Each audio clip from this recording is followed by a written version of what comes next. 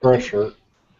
We are live. It's the Reseller Wake Up, episode 54, part 2. I made a mistake when I did the title yesterday, and I said it was episode 54 when I first made the video. And when you first make the video, the link shows up as whatever you put in the video screen, even if you edit it later on Facebook for some reason. It's really weird. But anyway, this is actually episode 54, and it's Wednesday, the New Year's Eve. That's right. Tomorrow is 2015. Can you guys believe it? I can't.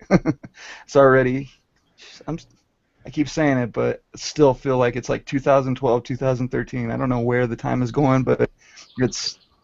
I feel like I'm going crazy sometimes. Every time I look at the calendar, it's like, holy crap, not again. It's another new year. What are we doing? But what's everybody's plans for the new year? Any big parties going on? I'll Any be Nothing. It's icing here, so they canceled our New Year celebration. They canceled everything that was happening because it's Oh supposed to wow. ice over, and they don't want people on the roads, Yeah. icy and drunk.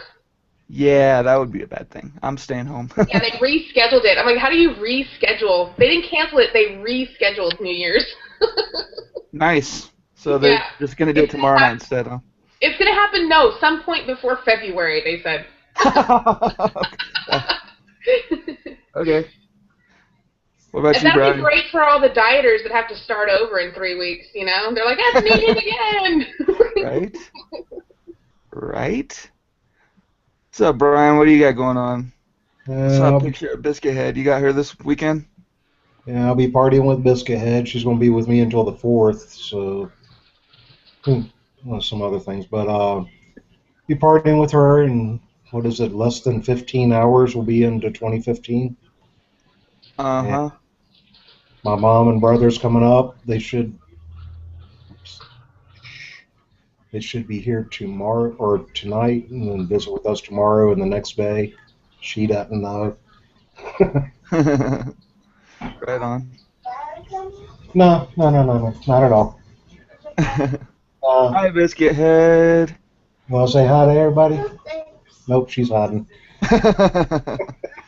Yeah, I got my daughter tonight. I don't know what I'm doing, man. Maybe my wife will come home. I don't know if she's got plans or not, but I'm not taking my kid out anywhere tonight. It is freaking cold. I just went to the grocery store last night, and we could barely get out of the car without coughing because it was just like -10 or something like that. It's been a long time since it's been that cold around here. I mean, Colorado's kind of known for the snow and the cold and everything, but it just doesn't get this cold and it doesn't last. I don't know what was going on yesterday, but it was just nuts. Yeah. Here is like 27 now. It's supposed to get somewhere in the highs of the 30s. But Ooh, you get a high of 40. for the people out there with kids, if you hadn't noticed, and if you have Netflix, they do have a countdown that's earlier for you if you want to celebrate New Year's with your kids. They got one of the cartoon characters countdowns for whenever you want to play it. Oh, sweet. So you can just start it whenever you want and then end it Yes. whenever you want. That's pretty clever. Yeah, my kid will actually stay up, I think. She'll have an easier time staying up than I will. I'm horrible after 10 o'clock, I'm out. I can't. Really hard for me to stay awake, but what's up, Danica? What about you? What do you got planned? You've got a Happy birthday, Danica! Happy birthday. Ew. happy birthday to you. John always plans stuff. I don't know, he'll take me somewhere and probably dinner and a movie and goodness knows what else. And the kids will get You're a pizza. lucky, spoiled little lady. I am a very spoiled lady. I try not to behave as such, but yes. You have a Take birthday good and care of Tom. You have a birthday Huh? and Tom ticks forward to the next year. Imagine that. Right? Exactly. That's a good day to have a birthday, I would say. New Year's Eve. That's like New Year's Eve or New Year's. Either one is perfect. That's New Year's Eve is awesome because you don't even have to have your own party. You just go find one. exactly. You should have been around for New Year's Eve '99. That It was, was. all the Y2K stuff, and I mean everybody good. They were I, partying. oh, New Year's Eve '99. like me and a bunch of my buddies all got together, and we were waiting for the lights to go out so we could go and like raid the armory, get the guns, and take over the town. I was at Fort Bragg still. We were at Fort Bragg for 99, New Year's Eve 99, and that was a crazy, crazy theme. Why does everybody remember where they were New Year's Eve 99? This is the only year I remember. Like, I'm like, oh yeah, I was 19, I was downtown, I was doing da da da da da. It's the only one out of all the New Year's that I remember. Because everybody thought it was going to be the last one, and that was the first time in a long time that there was like a date. And now we've got the New Year's 99, then we had 2012. What's the next big end of the world thing anyway? Does anybody know? Is there something going on? I know we had the thing with the crazy church guy, the pastor with everybody. It wasn't a big deal or anything, but you know, people paid attention a little bit. Now I guess we're past that. We don't have to worry about the world ending anymore, right? Nah. Well, like 99, everybody was expecting, you know, to wake up and it's like, you know, that Revolution TV show. You know, it's what we were gonna wake up to. Exactly. That was like.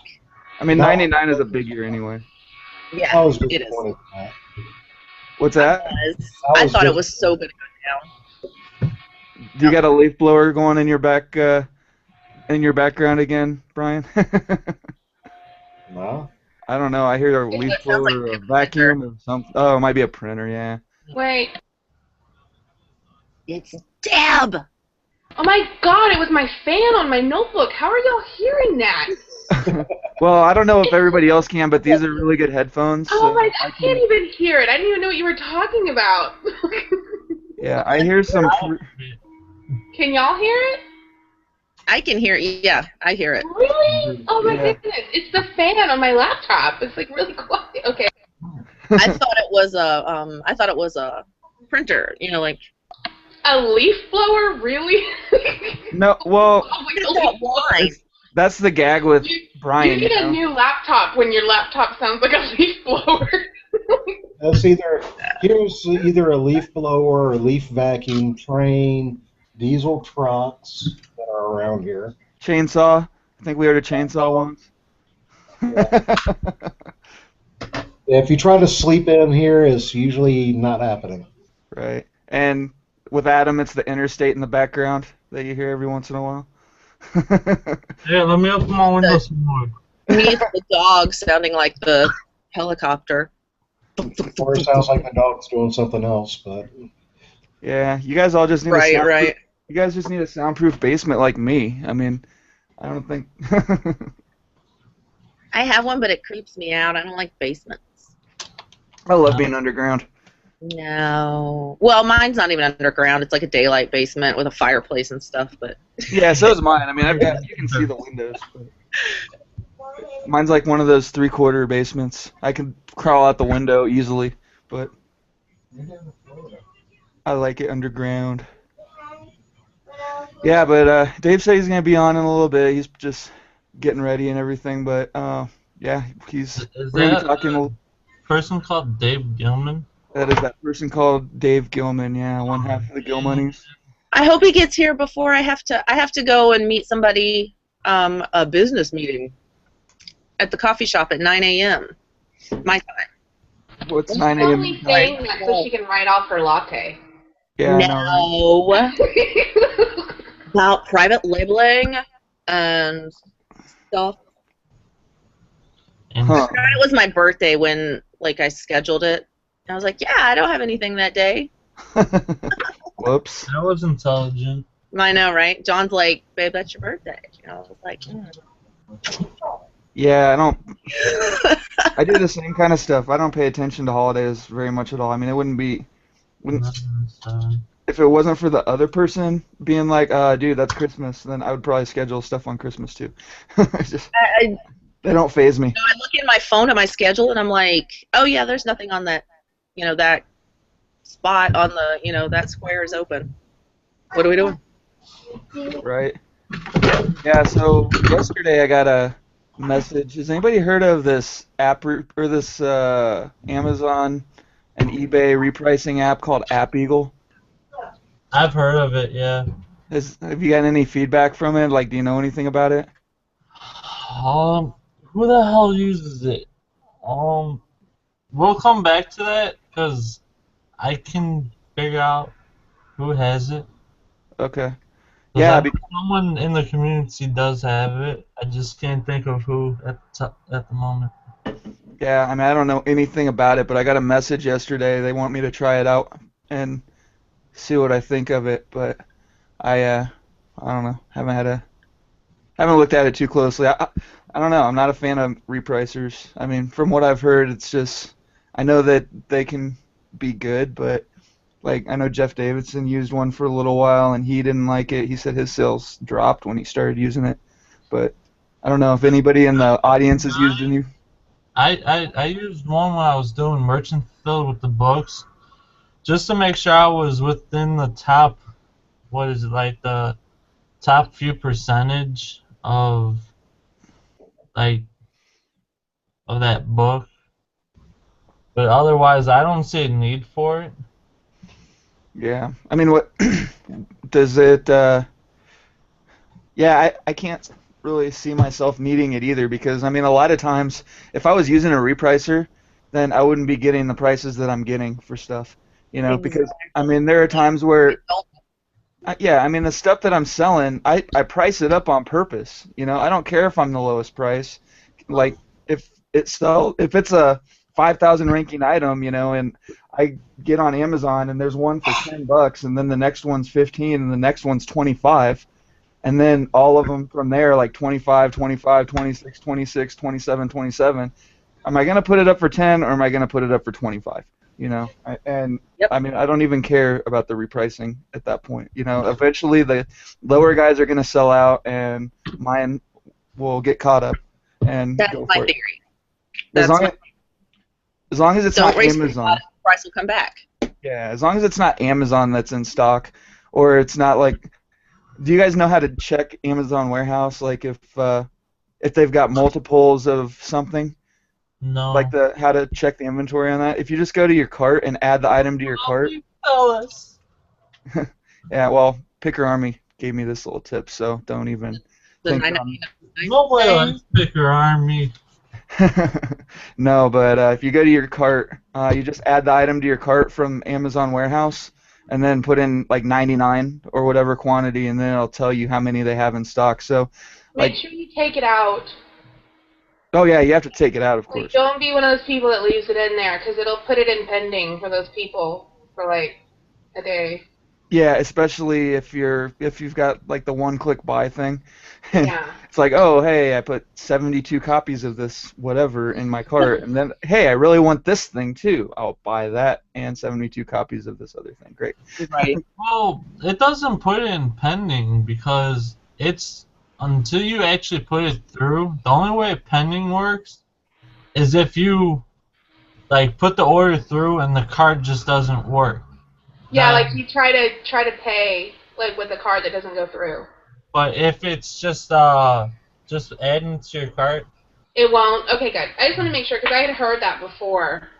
Because that was like an unscrupulous way of like making people sell out temporarily, so you could sell your stuff first. Yeah, that's the thing. I don't think that they would let that happen because it would be kind of a. Apparently, it happens. Like it's been like said that it was like a problem. Well, here's an example. Get in trouble.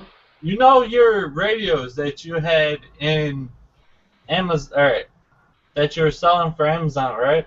Yeah, yeah. I had all of them in my cart, and you were still selling them. Okay, so as long as you but if you pretended to buy them and you used a card that wouldn't go through, it would show up pending though. Right. Because I've had pending offers that said payment hasn't processed, and it'll sit there for like 3 days, and Amazon sends me messages saying, don't process this order, payment can't be processed, don't process this order. I get one every day until it actually goes through. Yeah, that happens to me on FBA every once in a while too, where I'll see my number tick up on what I'm getting paid out, and then after 2 or 3 days, there's an item that's like pending, and then it never gets shipped out, and then it falls back off and disappears. That's probably one that's not Prime. That's probably one that was like a super saver shipper or whatever, maybe. Yeah, maybe. Or like you said, it's just they didn't pay for the Yeah. their It gives credit them a card didn't. chance. Like, it doesn't, if it declines, it doesn't just, like, take it away from them. It keeps it available to them. I don't Yeah. know. Very frustrating when that happens, but you know, it falls back out and eventually it sells again, so it's not like it's that big of a deal, but it's still annoying for sure. But yeah, that's just one thing because the only reason that I had to do that one time, I had this game that I was selling and their the Amazon warehouse had it up for like $11 and everybody else had it on FBA for, you know, it started at like $18 to $25. So I was like, okay, well, Amazon's got it in stock. Let's see how many I have to sell before I or how many they have to sell through. And it was a top rate. It was like 1,000 ranking game, so they were selling 10 copies a day. And it came up there were like 75 copies in the Amazon warehouse. And then I was like, oh, screw it, whatever. I'll just send in my copy. And sure enough, like as it said in Keepa and everything else, you know, so many copies a day sold until they sold through, and then I everybody just, else has started going. yeah, I just did that yesterday for some grocery item. I was checking for somebody because they're like, oh, I have 15 of these to sell, and I was like, oh, well, let me check, and I checked on Amazon, and I was like, oh, well, one guy has 2, and then I'm like, oh, this next guy's got 67, like, you know, and then I was like, oh, then the next guy's got 70. I was like, you got a long way to go. Exactly. My kid just brought one of his like one of the braces off of his teeth in. What? He was like, I think we've got a problem. And I was like, okay, what? And he's holding one of the metal bracket things in his hand. And I was like, how did you do that? Don't you love it when stuff like that happens? Get $5,000 for this set Stupid of, little. for this section of braces? I don't expect them to fall off. Yeah, that's ridiculous. Yeah, and I don't even think they're there today and tomorrow, but he goes on Tuesday anyway, so hopefully no more. I mean, how does that even happen? They're like cemented on their teeth and wires are through them and Well, you got a warranty, You right? can't go to that ghetto dentist. well, yeah, you don't. The one Huh. over next to your pawn shop over there in your town, you can't go to that dentist. Yeah. Stay away from the ghetto dentists. Gotta No, step it this up a notch.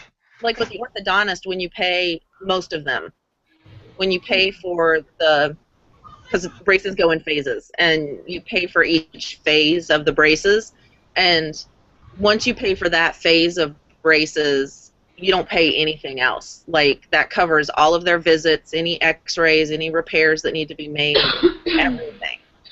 Like, So they're everything. guaranteeing that they have work if they pop off, right? Yeah. They like, they'll fix it, they'll replace it, and, you know, all that good stuff, but it's like, I don't even understand how that can even...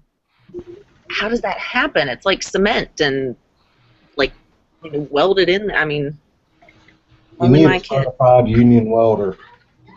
right? Take the little TIG torch out and just pop it along. I've got a soldering iron. I'm sure I can pop that bad boy right back in there. I need a TIG torch. Need to TIG it back on. Oh, Sue said that happens often. I didn't even think that was possible. Yeah, he was eating breakfast. He's having, I don't know, he usually has yogurt and a banana or something. Right on. Yeah, so the next couple of days we're gonna be shut down. It's gonna holiday schedule, you know. But this is the last week for a while that it's only gonna be a 3-day week. Next couple days, I don't even know what I'm gonna do with myself because this last week when took 2 extra days off, I was just like, oh great, you know, because we did Christmas Eve on we did Christmas on Christmas Eve, and then we just kind of like hung out all day on Christmas, and I got through half the day before I was like, okay, I can't sit here and watch TV. I got to start listening, and my wife's just like, oh my God, what are you doing? You're gonna do this in the living room? Blah blah blah. I'm like, I'm trying to hang out with the family here, guys. Come on, give me some. Meet me halfway, woman. Exactly. She's like, why don't you take that downstairs? I'm like, it's Christmas. She's like, exactly. It's Christmas and you're working. It's like, I can't sit here and watch TV. I'm sorry. I can't do it. What's up, Mike? How's it going, man? Pretty good. How are you? Good. What are your New Year's plans? You got anything crazy going on? We're going to a friend's house. Just they have like some kind of get together or whatever. Right on. That sounds. You always have those like little get-togethers and parties going on. Yeah, well, we have a lot of friends from different places that all kind of it's Dallas, dude. We have like 8 million people here. Come on.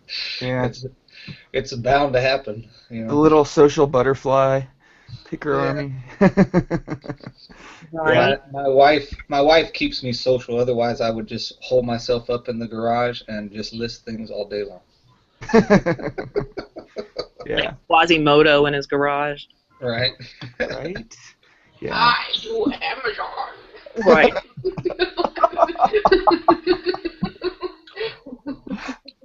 That was pretty awesome. We sort of. The good thing these are recorded. Yeah, exactly. So I got some software last night. I was at the thrift store and they had the Sony movie maker thing, like an HD DVD movie maker. I looked it up on Amazon. It's going for like $100, but this is old software. I mean, it's probably like mid 2000s or something like that. But have any of you guys messed around with any of that stuff or heard about any of that stuff? Some of the old stuff. That's what people, especially things like that. Like people want it because of the features and because of the things that it can do, right? Yep, they want the old school, and it's hard to find. Yeah. I mean, Well, I looked it up on Amazon. There were actually two things. One of them was a soundtrack maker. It was like a music. It did all the music and it let you lay tracks down and stuff like that. And I mean that one was going for like $200 on Amazon. And then the other one was a movie maker. It was just like an HD, like DVD maker, and I need something like that. So I'm probably gonna actually keep them both and try it out and see if I can see how it works. You know, at least if nothing else, those older ones, you don't have to worry about the keys being used once, and right? it's I mean, hard to find. Right. yeah. Like well, even if it up on Amazon, there were actually two things. One of them was a soundtrack maker. You fail, Henry. Oh, Henry, you're fired. Henry's You're fired. No, but What a noob. like, oh, what did I do? But yeah, those older software though, you can just usually sell it used, right? I mean, it doesn't have like a one-time use key or anything. How long ago did they start doing that? It wasn't that long ago. Like maybe. I don't know. I don't know if that would have a key or not. Yeah. That's cool. I mean, they were both sealed, so it doesn't matter. But there's some older games for computers I still kind of keep my eyes out for, just because they don't make them like that anymore. Like tank commander games where you're actually inside of the tank instead of some overview. Yeah. Well, some of those old flight simulators sell for a lot of money. I know, like. I was gonna say. And I always find old Sims games, like Sims 2, Sims 3 games, like boxes of them at garage sales for $5, $10, and I mean those go for $5 or $10 each. I just bundle those though. You know, I mean if you've got 20 different Sims expansions along with Sims 2, then you can get $100 for those things. It's kind of crazy, but People go nuts for that stuff, though. yeah, they think, oh wow, I'm getting 20 games. Oh my gosh, those were $60 retail each when they were new, and they see it on the landing page on eBay or whatever when it's newly listed, and that's why they sell right away. Like, ooh, impulse buy. What's that? Sue said, wow, 0 degrees outside, and the wind chill here is -14. Yeah, I don't even know what the wind chill is here, but it is freaking cold outside. Yeah, it is. Like last night, I didn't even want to take my kid with me to the grocery store. I mean, I had to, but she gets out of the car and just started coughing immediately because it was so cold. Yep. Yeah, I learned when I moved up to this area, like anything below 11 was just freaking cold. Doesn't matter. There's no degree temperature feeling change. It's just cold. Yeah, exactly. It takes about negative something here. I mean, if it's 20 degrees, it doesn't feel bad at all. I mean, there's no humidity, so that helps. But once it gets down to a certain level, it doesn't matter anymore. It's just cold. Yeah. When it starts sucking the air out of your lungs, then that's when you know it's time to find somewhere warm. Well, it's just an interesting thing for me because I came from Florida. Oh, it's like -2 out now. Well, let's go outside and see what it feels like. It's just cold. Yeah, exactly. I'm going back inside. Right. Yeah. But yeah, so anybody paying attention to the Facebook group, seeing John Chartier had a thing. He just started a new group called the $20 Millionaire. I guess he's going to be doing some kind of show. I saw him in the audience there. You're going to have him on sometime. Talk about what he's doing because that sounds really, really interesting. I've been thinking about doing something like that myself, like for a long time. Back when I was blogging and I was just starting to mess around with eBay, I wanted to do like this thing called the Silver Eagle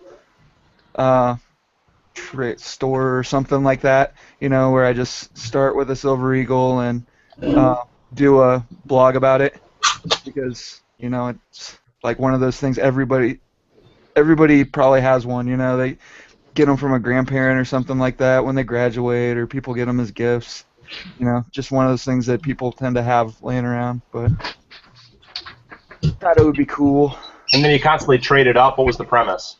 Oh, yeah. Like you start with a Silver Eagle, open up an eBay store, sell it, and then use those funds to buy more stuff to sell and see how long it takes you to get to a certain point, like after a year, see where you're at, the profits and everything. But what was that one? There was one the dad and his son did.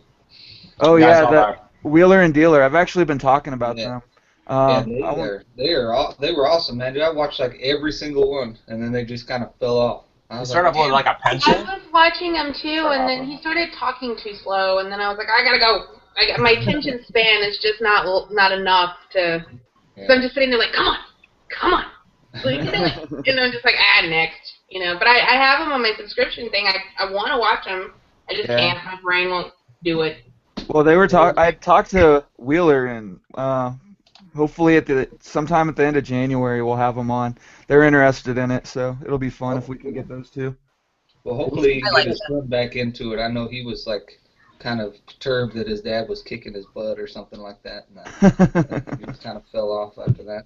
Well, that's to be expected. I mean, somebody with 20 years of experience versus somebody that's just getting started is gonna kick your butt most of the time at just about anything. But well, didn't he win the first one though? Didn't the kid win the first one? Did he? I don't remember. I thought the kid, or the first one was really close, at least. Yeah, I didn't pay enough attention. I watched like half of them. They have a lot of videos up, and they're not short. I mean, they're like 20 minutes, 25 minutes each. Yeah, you fast forward through them, but yeah, just to find out what happened. The last one. Sorry, guys. I love the show, but I'm with Premise was awesome. I like the premise, and I don't know. Yeah. I can't sit there and watch YouTube for 4 hours straight unless it's something that's like a real TV show, Like, I'll watch like people play through a video game or something like that for 3 hours straight if I don't feel like playing the game, just because I want to see what happens in it. But I was doing that with The Walking Dead the other day, the Survival Instinct one. I heard like it got horrible reviews. I never played it, and then I found a walkthrough, and sure enough, within the first 2 minutes of the video, the guy's like, yeah, so I expect this one to do pretty good because the reviews suck and nobody wants to play it, but everybody wants to see what happens. And sure enough, the dude had like 5 million hits on that freaking video. So you're one of those PewDiePie guys. That's what you are. Actually, I don't like PewDiePie. I like him. He's funny. He's entertaining and everything. But I mean, I don't sit there and watch his videos one after the other.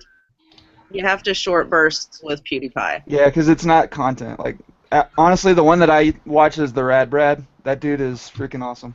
Like, he's just good at the games anyway, so he just blows right through them. And I mean, it's So I don't have time to do that.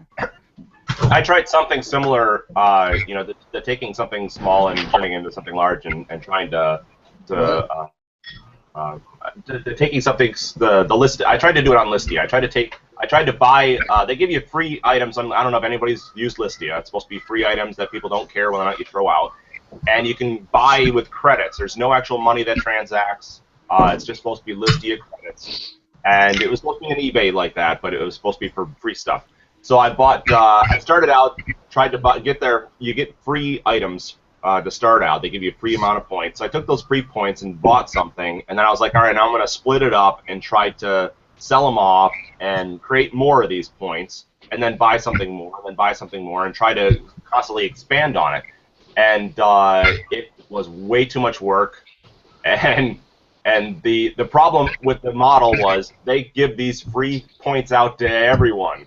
So Listia inflation is crazy because they give out these free. Every new person who's on there gets a free amount of coins that's thrown into the money supply of Listia money, and so there's Listia inflation like crazy. So suddenly your stuff is not worth nearly as much as it was before in Listia dollars. So totally a bad model. But anyway, if anybody's out there using Listia, don't try that. He is here. He has arrived, ladies and gentlemen. Gilldaddy, what's going on, man? How's it going? Well, not too bad, guys. Just freaking early for me. That's why when Paul was like, "Oh, Dave's gonna be on," I'm like, "Are you sure?" I'm like, it's pretty early for me. You know, I'm never really sure until he gets on, but that's the same with every guest. Half the time I'm like, really? This guy's going to come on my show? Okay. Still in that phase, but... So how's everything going with you? What are your big plans for the New Year's? I really don't know, to be honest. Whatever Sarah tells you you're doing. Pretty much, yeah. I don't know. We've had a few people invite us over to do something. I don't know what they're doing, but I think I got a whole bunch, I don't know, I boxed up like 4 or 5 boxes yesterday. I got to get those out for Amazon. Worked on that yesterday. I think I'm going to go send that stuff out, and after that, I don't know. Yeah, I got an Amazon shipment I got to finish up today, and hopefully I meant to do it yesterday, but like I was saying earlier, I don't know what happened to me yesterday, but I just got into like this, I kept meaning to do stuff, and I couldn't focus on anything. I don't know. Yeah. ADD kicked in, but just did a bunch of stuff half-assed, but today I'm feeling better, so hopefully we'll get it going. But anyway, it's been a while since we've heard much from you because Q4 and everything. How's the new warehouse going with you? Is it working out? I love it, man. Yeah, it's just awesome to have that space available. You know, it's just I don't know. It motivates you more to work, I think, especially if you're real comfortable. I guess the more comfortable you are with your space, the more organized you are, the more you're wanting to go, to work in it.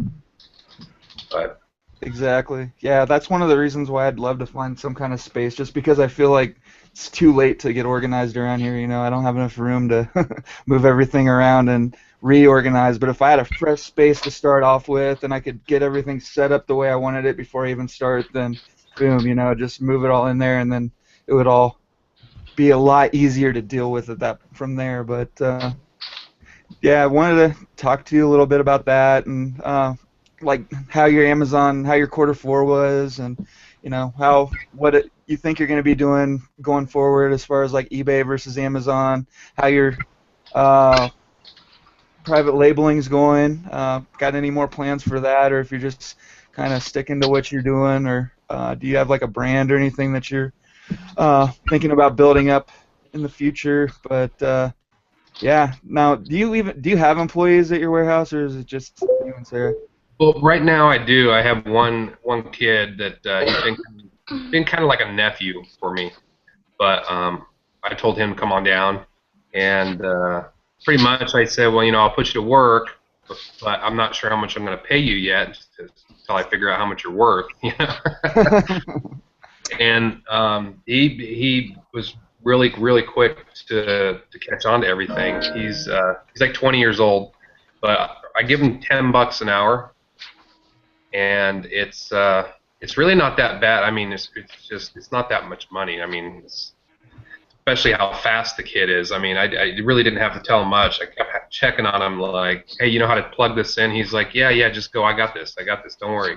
You know, and he's just back there just whipping stuff left and right, you know, cleaning it, testing it, just whatever I need him to do.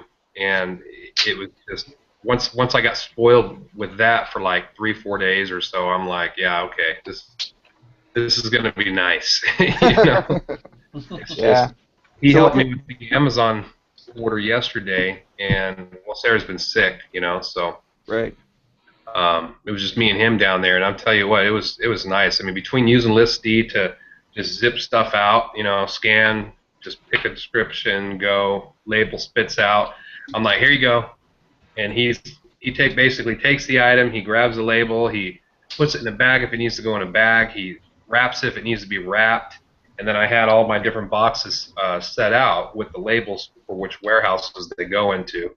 While I'm handing him products, listing this stuff, he's just whipping it out and looking at the screen, putting it into which warehouse it goes into, and we're just moving right along. So when you're putting your boxes together, you actually do put all your inventory in first, and then you print out all your labels, and then do it that way. I know a lot of people, they do it as they go or whatever. Everybody's got their own process. Yeah, I have a big shelf, and right now I don't go out specifically looking for Amazon items. I know if I did, that account would be just doing unreal numbers.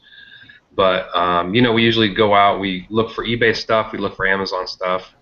I could take the Amazon stuff, I stick it all on one big huge tier shelf, and then as I keep walking by that shelf, if it looks like, oh, I think I got enough to, you know, put together a nice little shipment, then I'll just get everything together. And are you familiar with Listy? I've heard of it. I actually just opened it as soon as you mentioned it. I'm on the website now. I'm going to be looking into it more, and I was going to ask you what exactly it does and how it works, how it makes it a little bit easier than using Seller Central. It makes it a lot easier.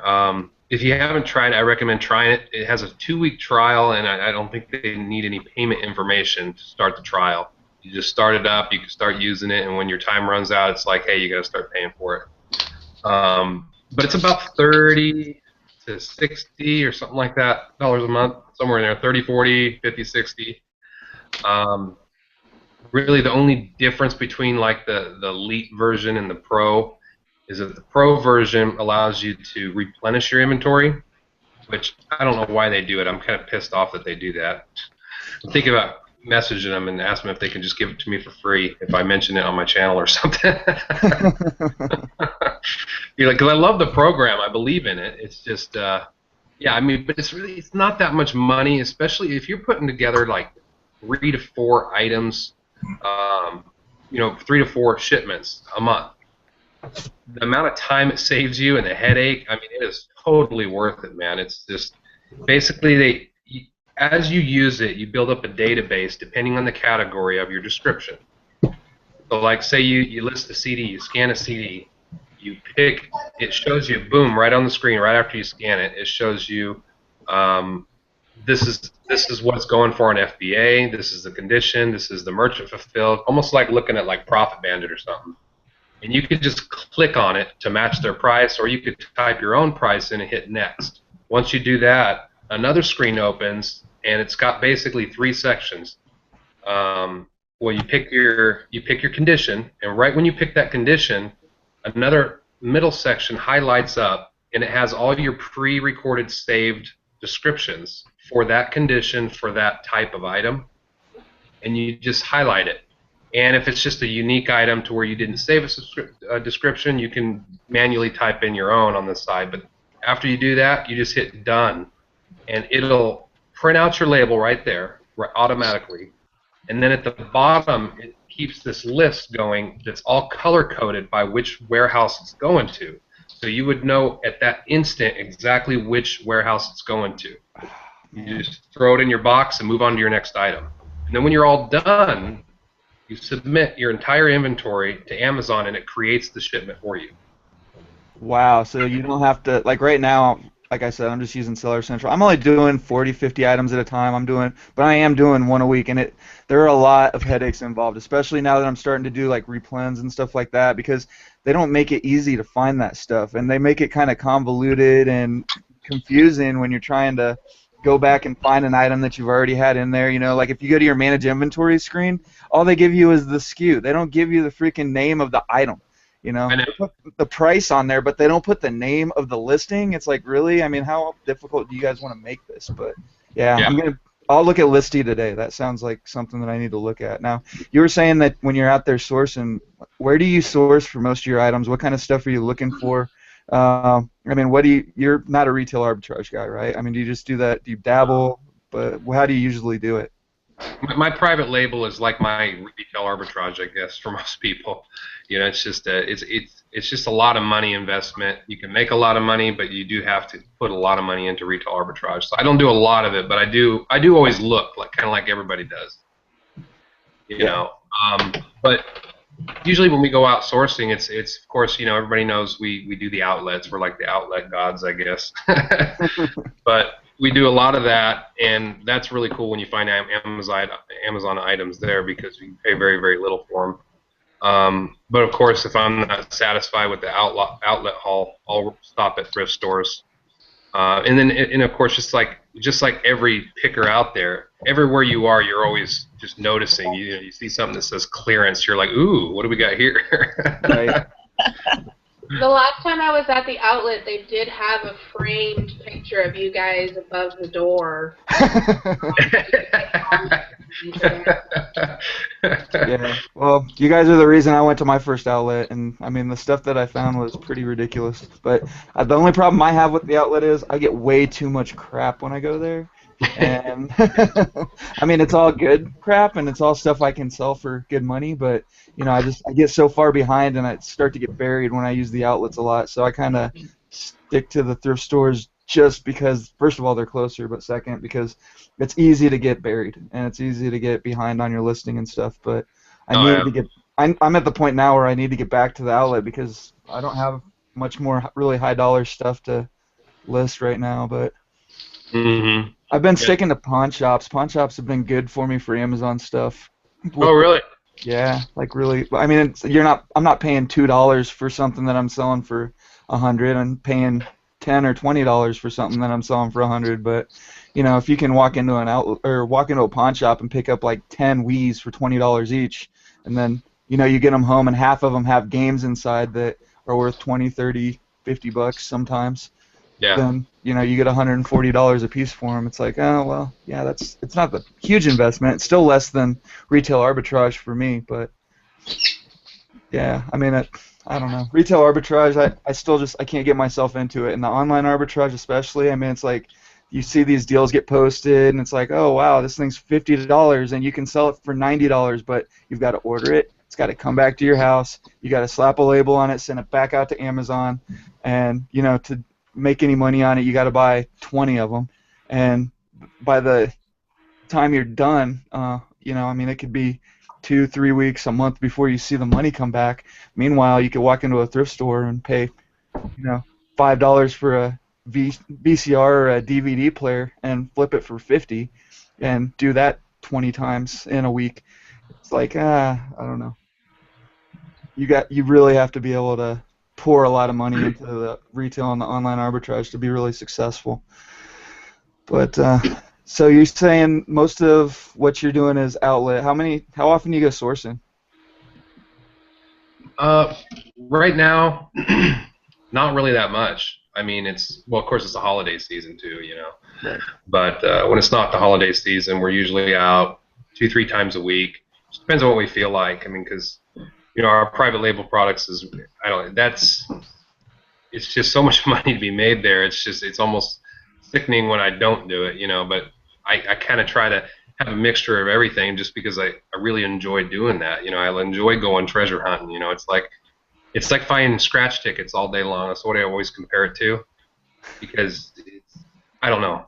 When I had a regular job, it was like you're looking at the clock, you're waiting to get off, you're waiting for your break, and then you're waiting for your lunch, then you're waiting for your next break, and then man, boom, you're home, and then you're just waiting for the weekend all freaking week long. And after that weekend, Sunday night, I remember, well, my Sunday, whatever day that was, I'm sitting there like not wanting to go to bed because I didn't want the night to end because I knew if I went to sleep, I'd wake up in the morning and have to go to work again. You know? But with this, it's like you look forward to it because you go out and it's that feeling you get when you scratch a scratch ticket and you win like $50 because you're like, oh, $50 item, you know, and it's only 50 cents or it's only going to cost me 50 cents, and it's like that same feeling, but you get it all day long. And then you get that same feeling again when you check your eBay or your Amazon. You're like, oh, look what I sold. Whoa, this is so cool. And you always have those highs, man, and that's really what life is about, I think, is you got to have those highs to keep you interested in life, you know? Oh, yeah. Now, we were talking in the chat a little bit there about the different apps for sourcing. What do you use when you're out there? Are you still on Profit Bandit, or have you found anything else? I've heard that Profit Bandit hasn't been updating, and people are having a lot of issues with it lately since they went to the paid app. But I'm not sure. Have you experienced any of that? You know, Profit Bandit, just like all of them, really, they do have their issues from time to time, but it's been pretty fair to me for the most part. I have noticed that if you're one of those people that, you know, and I'm sure like Adam knows this too, but if you're one of those people that wants to go out and scan a stacks and stacks of CDs or stacks of books or stacks of media or stacks of toys, and you're just wanting to zip through, you need to have some sort of database type scanning software. I mean, you don't need to, but it's going to make it a lot quicker for you. But if you're like me, going to the outlet and I'm looking stuff up on eBay, and then I'm like, oh, I'll scan that for Amazon, and I'll scan that. I'm just kind of bouncing back and forth, and I'm scanning weird items that are not going to be in a database. Then Profit Bandit or something similar to Profit Bandit would be perfect for you, you know? Right. And what else is there out that you're aware of besides Profit Bandit? I know you got the Amazon Seller app. That's what I still use. I've had good luck with it. And, I mean, it takes a little bit more time, but like you said, you're going back and forth all day anyway, and Right. You're just doing little one-offs here and there, so it doesn't matter that much. And when you're paying $1 for something, you know, if you scan something, it comes up as like $60 on Amazon, then you get it home and you realize, oh, wait a minute, this hasn't sold since 2012. It's not that big of a deal. Yeah, that's the only bad thing. I think everyone here can agree is that it's just when you used to having all that information available, you know, like you got a straight direct link to Camel, all that kind of stuff. It's really hard to go to the Amazon app and then be like, oh man, now I got to go to Camel, and then try to paste this link, and I don't know. It's definitely it makes it easy, I think, for anybody to do it, whether they have the money to pay for, you know, if they couldn't afford $10 a month or whatever it is, then yeah, I mean, they can use the Amazon Seller app and you're just as good, at least to get their feet wet. But it will take more time, you know. Well, with me, it's not that I can't afford the Profit Bandit. It's that, you know, you start paying for all these different apps, and before you know it, you're paying like $300 or $400 a month for all these different services and apps just because you're used to it, and then you fall into the rhythm where you kind of need that stuff. And I guess that's not a bad thing because it'll probably make me so much more like productive that it'll totally be worth the few $100 a month. But you know, I don't want to get pigeonholed into being used to an app that kind of ends up sucking, I guess. And yeah. You know, if I can get by with doing it for free, then I'm going to for as long as I can. I'm just a firm believer on tools. And yeah, I think I sat there in the car one day driving, and I was like, looked over, I'm like, you know, we spend like $300 a month on tools. But I think about the amount of time that those tools save me, and as long as you're justifying it, you know, if you're making the money to support it, then you got nothing to worry about because each one of those tools will save you time, and time is what we value most. I mean, that's what we value most, which, you know, you can't get your time back.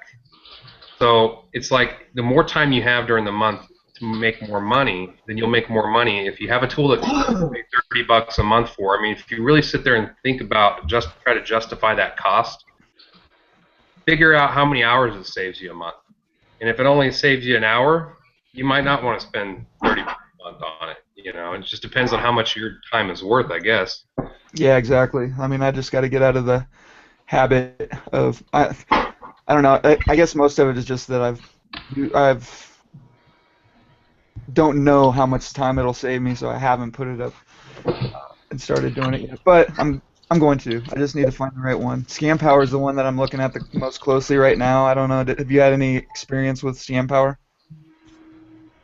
Yeah, I've tried it. I tried the trial, but I never tried it anymore past that. Gotcha. What didn't you like about it?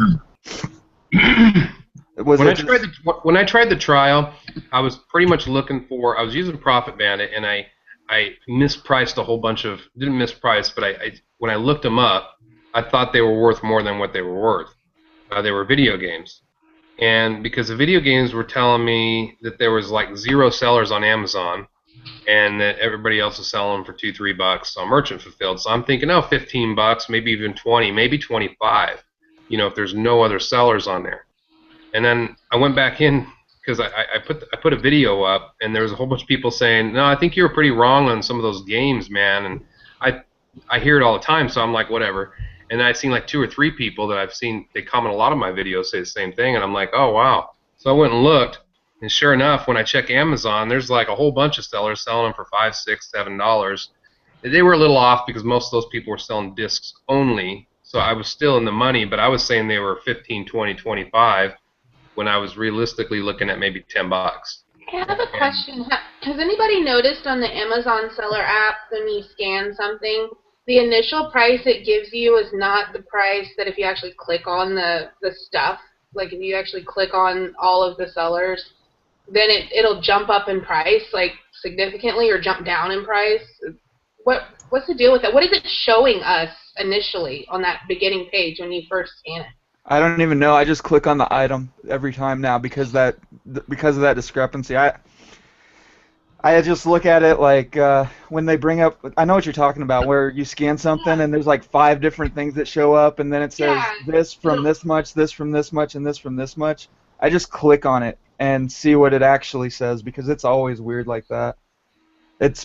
I don't know. Maybe they just pull from a different database. Yeah, if you didn't actually click, because I've had some things like I scan it and it says, oh well, it's $39, but then when I actually click on it, the highest, the lowest FBA price is like $79, and it's like, well, I don't understand. I don't know what it's showing us, and none of the other sellers are that price either. Right. Yeah, I don't know. It's not something that it hasn't affected me that much. As soon as I realized you just have to click on the item and not paying attention to that number, then I stopped paying attention to it. But yeah, it took me a while to figure that out. So. Yeah. So Dave, I saw that video that you're talking about. I know exactly what you're talking about. I saw that same thing. What's that? All of the other ones did the same thing. So I think what it is Amazon gives all of them the same database. Right.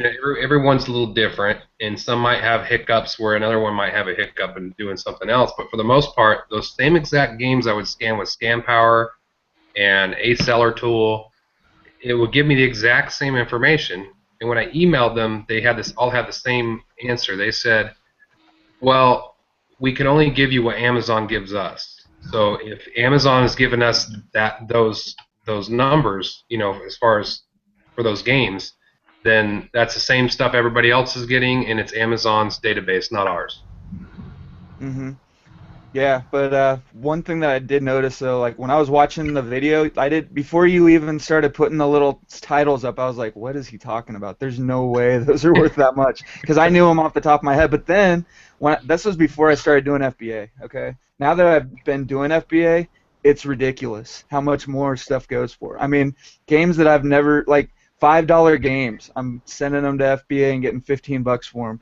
$20 games that I've never gotten more than $20 for. Games that I've got sitting here that I've had listed for $20 for the last 6 months. I put them on Amazon and I sell them for $40 and they're gone like that. It's like, what the hell is going on? I mean, Amazon, for some reason, people really do pay a lot more for the FBA, and I know what it is, I mean, the prime buyers, they're willing to pay that $100. They don't even look at the other stuff because they think that they're getting it from Amazon, and they don't want to deal with a merchant fulfilled person. They just want to buy something they want to get it from Amazon, and they want it to be there fast, and they don't care about at $15 to some people is like, who cares? I'd rather. $15 is nothing to some people. It looks like what it's showing us on that thing is the lowest merchant fulfilled price, including shipping. Ah. So, like, I scanned a thing and it said $14.99 minus the fees. But then if I click on it, then the selling price is actually $20 and something, but the lowest possible price is $10 plus $4.99 shipping. So $14.99. So it's showing it all combined together. Yeah, I don't know. I don't pay. I don't know. It is what it is, but yeah. So going forward into 2015, it's 2015, right? Still got to think about that a little bit. It's like, what year is it? No, but what are your plans for this year? I mean, what do you think is going to happen with your business? Are you just at the point where you kind of have it figured out and you want to keep doing what you're doing, or are you going to be starting to build up on your private labels? Are you going to add some private labels? I mean, is it doing that well for you that you want to kind of maybe create some kind of brand? What are you doing going forward this year? Yeah, I'm definitely going to come out with more private label. I have a list of products that I'm talking to different suppliers on. It's a matter of having them send me samples, telling them what my specifications are, and it's a lot of work sometimes. I mean, mentally, because you sit there, you talk to these suppliers, you get quotes, you pick a quote, you contact the company, and they're like, yeah, we can make it for you. And you're like, well, I need you to put it in a box. I need you to whatever. I'll give you my artwork, this, that. What's your price now? And they're like, and then the price goes up, and you're like, they're real tricky. It's almost like buying from a Mexican shop in Mexico. They're like, oh, only $5, and then you go in and they tell you it's a minimum order of 100,000 or something, and you're constantly just dealing with them. But I'm looking at, like I said, between 5 and 8 different products more, and it's really the way to go, because my one private label, like in the last week, has been consistently selling $1,000 a day, and it's exciting. At the end of the day, I'm up till midnight just refreshing, going, yes, I'm still hitting it, but, and I'm not doing any work on it. I just, when my inventory runs low, I contact my manufacturer, I wire them some more money. They take 3 weeks or so to produce, and then they ship it off. That's pretty much it. I get it. They ship directly to the Amazon warehouse. Yes and no. I've had them shipped directly to Amazon twice. It gets a little more complicated when you ship directly to Amazon warehouse. My company, I've got them pretty much to the point, all organized to where they put the specification warning labels on the bagged items. They put the barcodes on there for me too. The Amazon barcode is basically already put onto the products. And it's just, if you send by express, like DHL, FedEx, it gets there in about 3 days from China, and Amazon will accept it directly. But if you're shipping by sea, it takes 3 weeks to 6 weeks, something like that. And there's only certain freight forwarding companies that Amazon will accept from. So it gets a little bit more difficult. But my products sell so quick that this time I had a sea shipment that shipped to my warehouse. And it should be here in like 2 weeks. And that way, when my inventory starts running low, I can ship it to them, because I made a huge order this time, and I didn't want to send it all to Amazon. Right.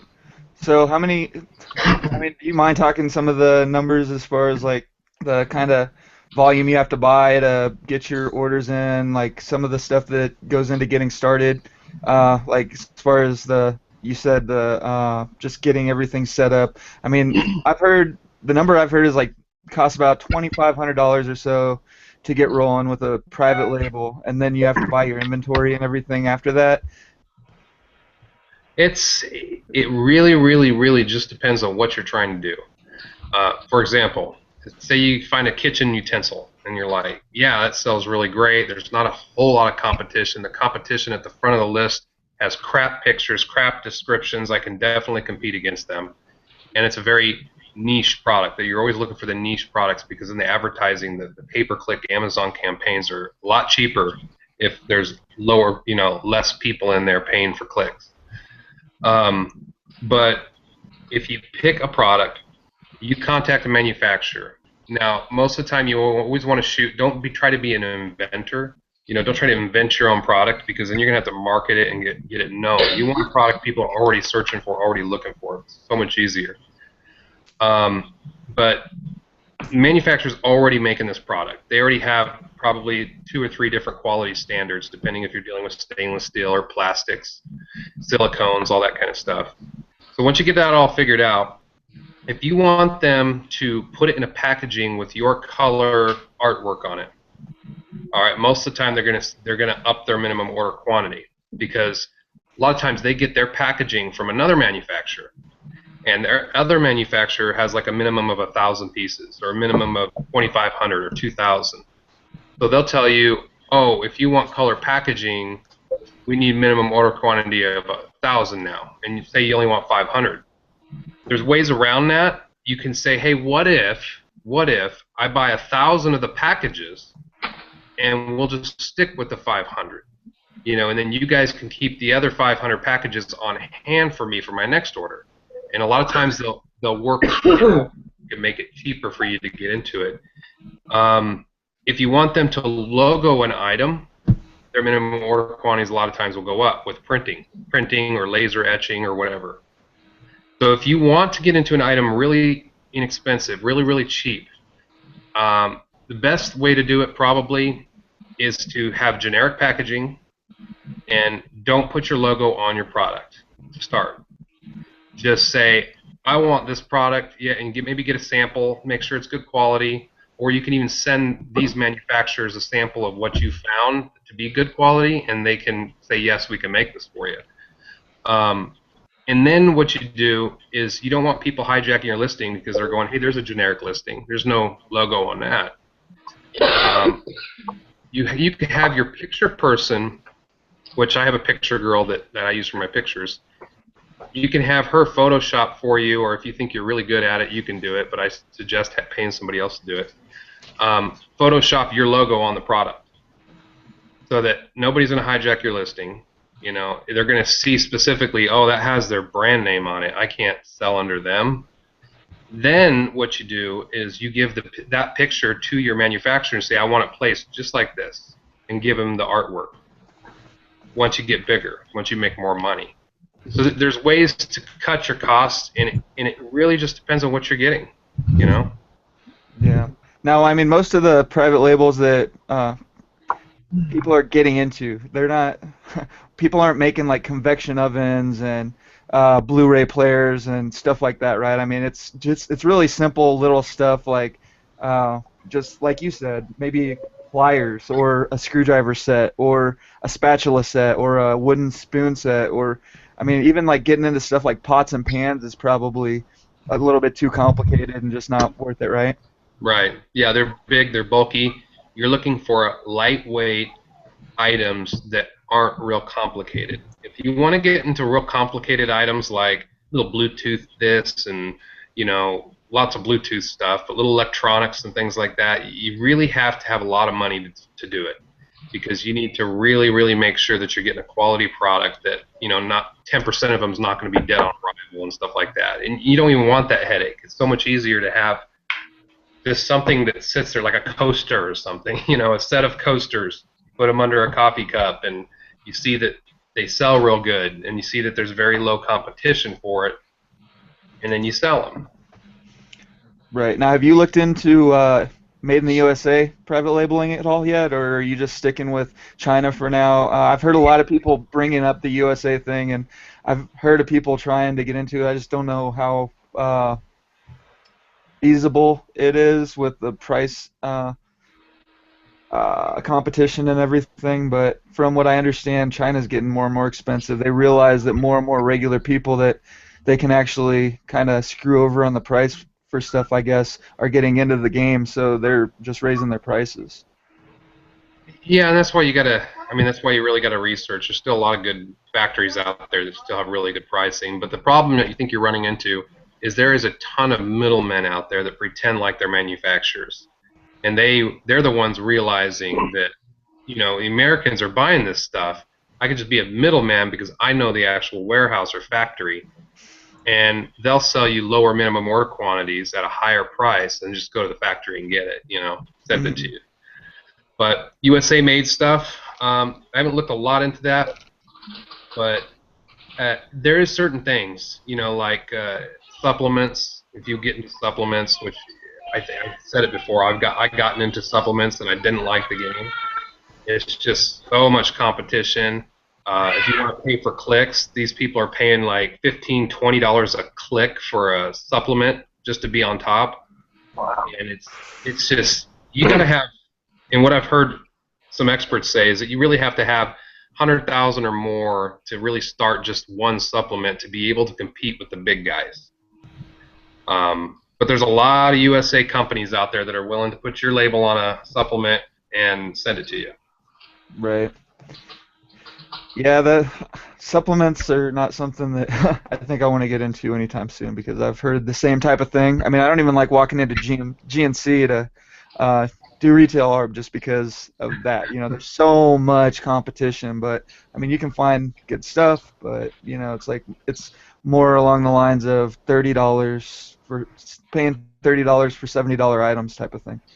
But yeah, some of the private labeling stuff that I was thinking of, I'm big into martial arts, and a lot of the people there are a lot of guys out there now doing private label on like martial arts equipment, gis, MMA gloves, boxing helmets, stuff like that. But a lot of this stuff, you can just get it on Alibaba. Now, is that a good place to start for when you're researching a private label, or do you go straight to the factories? Where do you even find the person to deal with to create your label?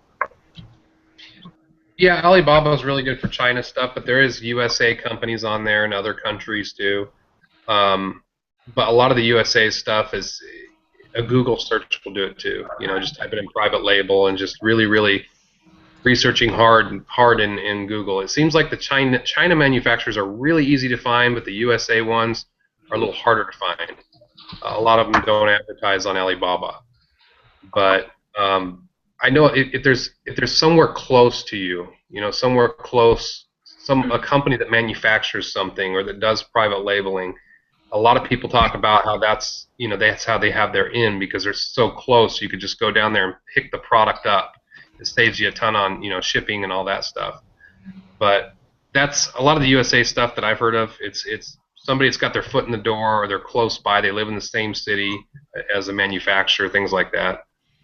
Yeah, I mean, in Colorado, I know there are a lot of different manufacturers for a lot of different things. I mean, we're like Colorado local all over the place, It's like you see that Colorado Proud label on everything around here. So, sure, if I wanted to, it wouldn't be that hard. But, I mean, like I said, as far as the Alibaba thing, I've even had people that I've got a buddy. He's a manufacturer. He has his own line of stuff and everything, and he was the one that was telling me Alibaba is the way to go. Some of the stuff you can find there is really good, but I've heard a lot of horror stories too about you find an item that's like really awesome.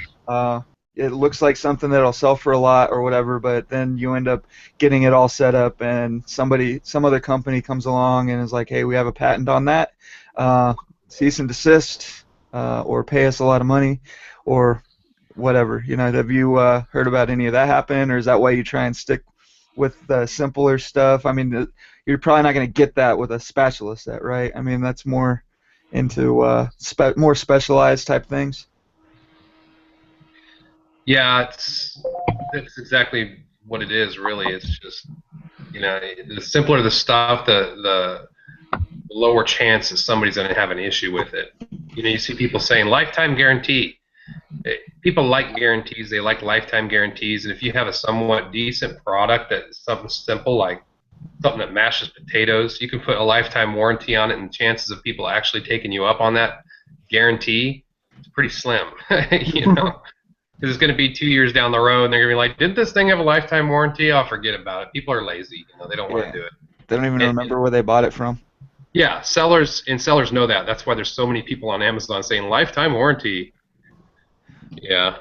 Yeah, exactly. Well, I mean, that's they're doing that with everything now. I mean, they've got what PayPal's going to the 6-month returns, and eBay has the Christmas returns. It's been, that started up 3 months ago, and people are all afraid of it and freaking out about it. But really, how many people are going to take advantage of that? I don't think it's gonna.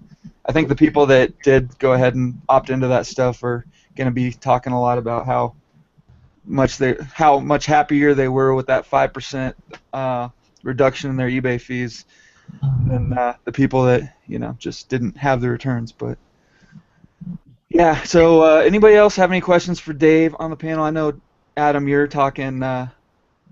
You're pretty interested in the private label thing. What kind of stuff do you want to ask him? I don't have questions right now. I'm too mad at myself. Mad at yourself? What are you mad about? Before I went on this little vacation of mine, right? I had this idiot guy buy something, and he was supposed to pay for it right away. Well, he didn't. He waited till after I went on vacation. I had everything set for it to go out, and I have no clue where the product is. Oh, is this on eBay or Amazon? eBay. Oh, great. How long were you gone? A week or so. Oh, so you probably should have sent this thing out 2 or 3 months ago, or 2 or 3 days ago. I just got back yesterday. Well, yeah, but I mean, if you left, like if it was ready to go, he bought the item before you left, and then he paid for it a day after you left, and you couldn't put it out until today. Yeah, I could see where that's an issue.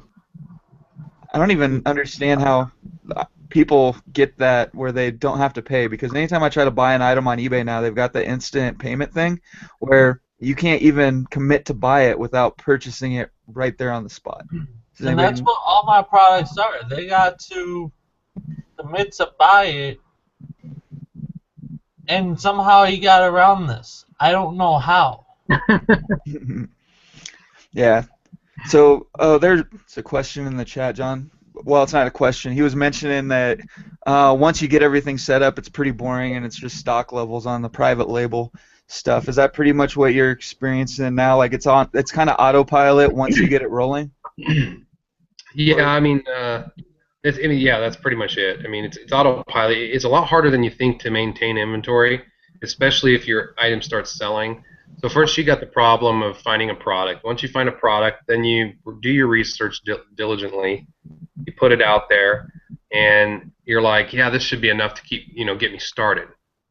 And when it takes off, because the closer you get to those search key terms in Amazon to being like, they type in this key term and your product's on that very first page. When that happens, all of a sudden you're out of stock. You're like, crap. Like you don't even see it coming. Like you're like, I'm paying attention. I'm watching this. I'm selling 5 a day, or I'm selling 10 a day. I'm still good for like a month and a half on my inventory. And then all of a sudden, the next week you look at it and you're like, oh my God, I'm selling 70 a day. What am I going to do? So then you call your manufacturer and you're like, okay, I figured it out. This is how much time it takes. You do all your math and you're like, this is what I need. So you order that. It takes them 2-3 weeks, sometimes a month to manufacture. And they send it out. You want it fast because you don't care how much and this is what I was going through. You don't care how much it costs to send to you. You want the express shipping because you're missing out on all that money, and you can still make profit if you just get it in your warehouse. And it comes in, and then boom, you start selling again. And you're like, okay, next time it's going to be different because I'm going to figure out exactly now that I know how fast this stuff sells. So you figure it out, you make another order, and you run into the same problem. You're always running out of stock because it gets super popular overnight, and then you just start selling out. So there comes it's getting better and better now the more you do it, but it's in the beginning stages you have no clue how much you're going to sell.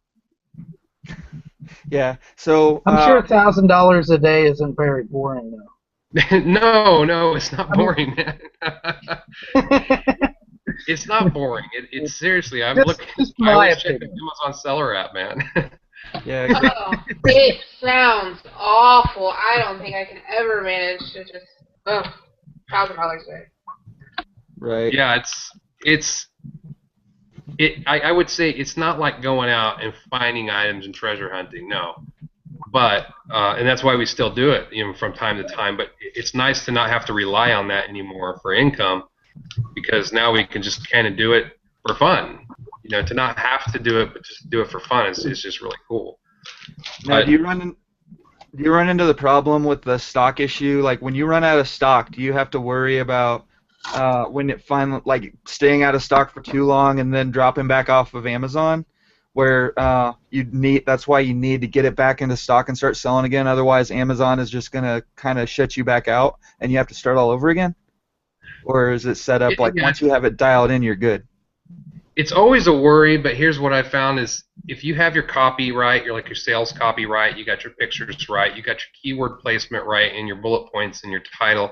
A lot of research that goes into your copy. Okay, it's not like eBay where you can just be like, it works great, see pictures. It's a lot more marketing than that when you're selling a new item on Amazon. There's a lot of thought, a lot of placement in your pictures, all that kind of stuff. When that is done, when that is to the T, it's doing good. It'll naturally rank by itself, but it takes time. And there's ways to boost that. There's ways to boost that to get it up there. When I first launched my product, I boosted it. I did a nice little boost. Within a month, I was selling, doing pretty darn good, not bad. Now it's doing phenomenal. But when I ran out of stock, I did start dropping. I dropped off the first page all the way to like the third page. And then all of a sudden, I got it back in stock, and I did another little push promotion, and then brought it back up to page 1 again.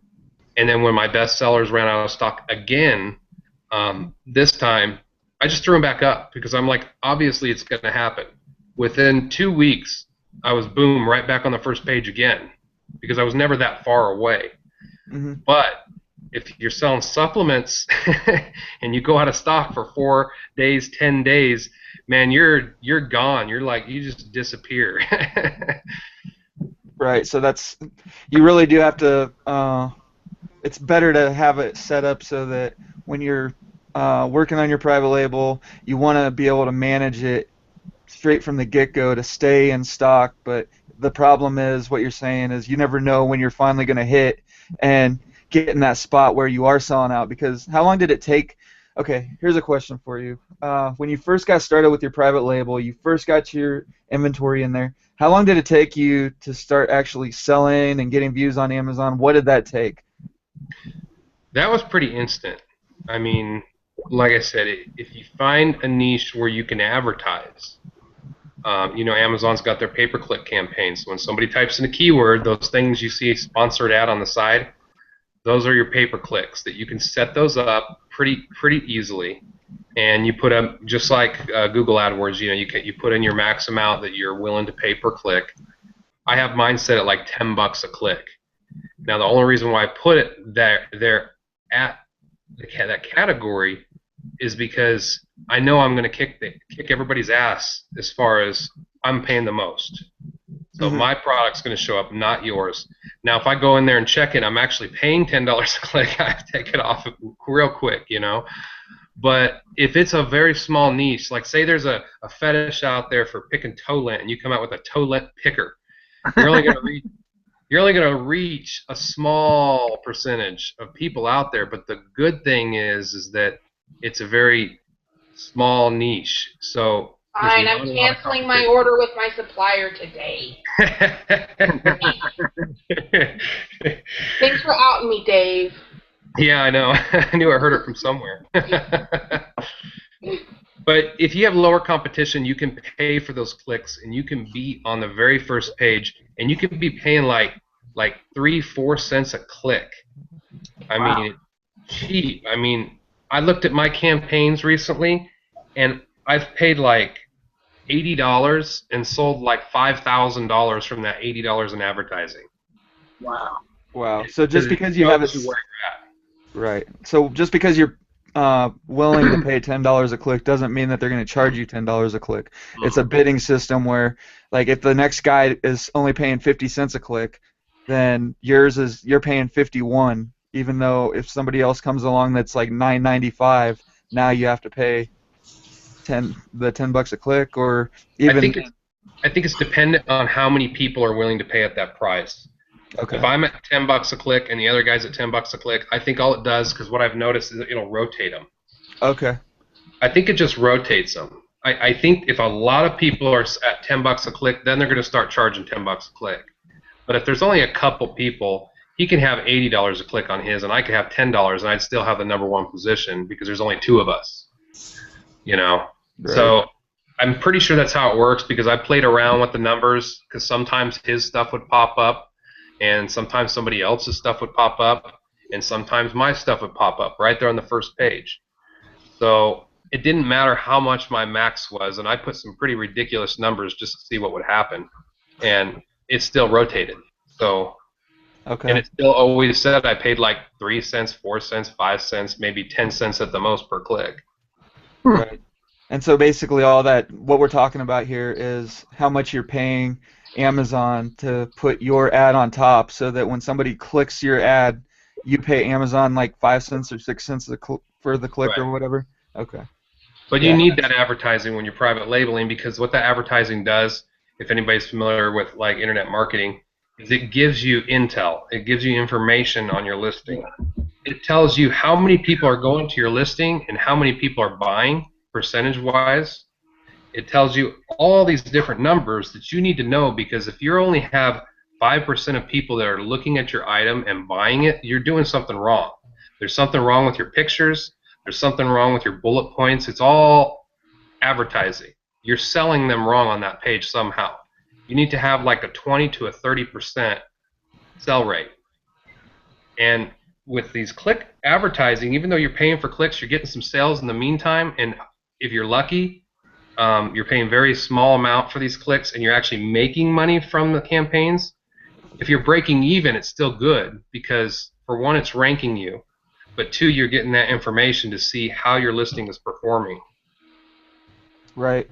Now, it's the Amazon ad campaigns, though. That's what we're talking about here, right? Right. Right. Okay. So basically, you can do this with any product. I mean, if you go to, let's say you go to Walmart and you find some random product on their shelf, and I've heard Catherine actually talk about it with her bundles. You know, if you find something that's unranked but you think it'll sell, you could just go to every Walmart in town, clear the shelf, and it might be worth it if you've got 60 of the item to just, you know, set the ad campaign up on that item. Is that? Yeah. I mean, it's not just for private label. This will work for anything that you're trying to sell on Amazon. Yeah, it's exactly how it works. You know, it like I said, the only way that it wouldn't be good is if you're in a very, very highly competitive. You're bidding on keywords that are super, super high competitive, and these big players out there are actually paying $10 a click. Because I had that happen with my supplement. I was like, oh, I'll just put $10 a click. No way, nobody's paying that. And then I checked it an hour later, and you can set the max that you're willing to pay to protect your ass, you know, per day. So I checked it an hour later, and it's like I think I had it set at like $50 max per day. And I went back in there an hour later, and I already hit my max at $50. And I looked at how much I was paying. I was paying like $8, $9.03 per click. And of course, I had 0 sales from that $50 I spent. But I learned real quick that there's a lot of people out there paying a lot of money for clicks. Yeah. They're actually paying $10 a click. Because I had that happen. Who unmuted themselves? Okay, so for somebody that wants to get into the private labeling thing, what's your recommendation to kind of a place to go where you can start to learn about it? And I mean, this isn't something that you're going to get from the Facebook groups, right? Like, and be able to start doing. I mean, you need to have a mentor. You need to have somebody that actually probably have to pay somebody to walk you through it. Or do you think it's something that you could get away with if you just tried to do it on your own, just with enough information from the groups? What do you think about that? I think you're right. I don't think there's a lot of people in the groups doing it because I think there's a lot of fear. You know, there's a lot of people that really want to do it, but they're scared to do it because it's such a big investment. You know, to fork out $1,000 or $2,000 on one product and you might not make it and you might lose it. It scares a lot of people. But there is a lot of sources on Google. There's a lot of blogs out there. I think that one that I know of, you just Google it because I don't know the exact web address, is Startup Bros. Have you ever heard of them? I have not. Heard of them. I don't know anything about it. I think it's like a blog, and they might sell some products too, most likely. I don't know. But I've read a few of their blogs talking about ranking Amazon items. They had some articles on somebody saying, how I made, $670,000 on Amazon, stuff like that. There is some YouTube stuff, some YouTube content on it. Oh, there you go. Yeah, startupbros.com. But I think the first step is to start looking through Amazon. Start looking at simple products. You don't always. The mistake I think most people make is they go into Amazon, they click on a category, and they're like, let's look at the Amazon top sellers. That's what I want. It's just a human nature. You want whatever's selling the most of it, and you're totally missing out on these small, lint pickers out of your toes. You know what I mean? You're missing out on the small stuff. Not even thinking about that. You're just looking at the same thing that everybody out there is looking at. You're looking at the silicone spatula. I know you've seen those all over. And you type in silicone spatula on Amazon, I guarantee you there's probably going to be just 20, 30, 40,000 results. And you're just kind of throwing your ad in a sea.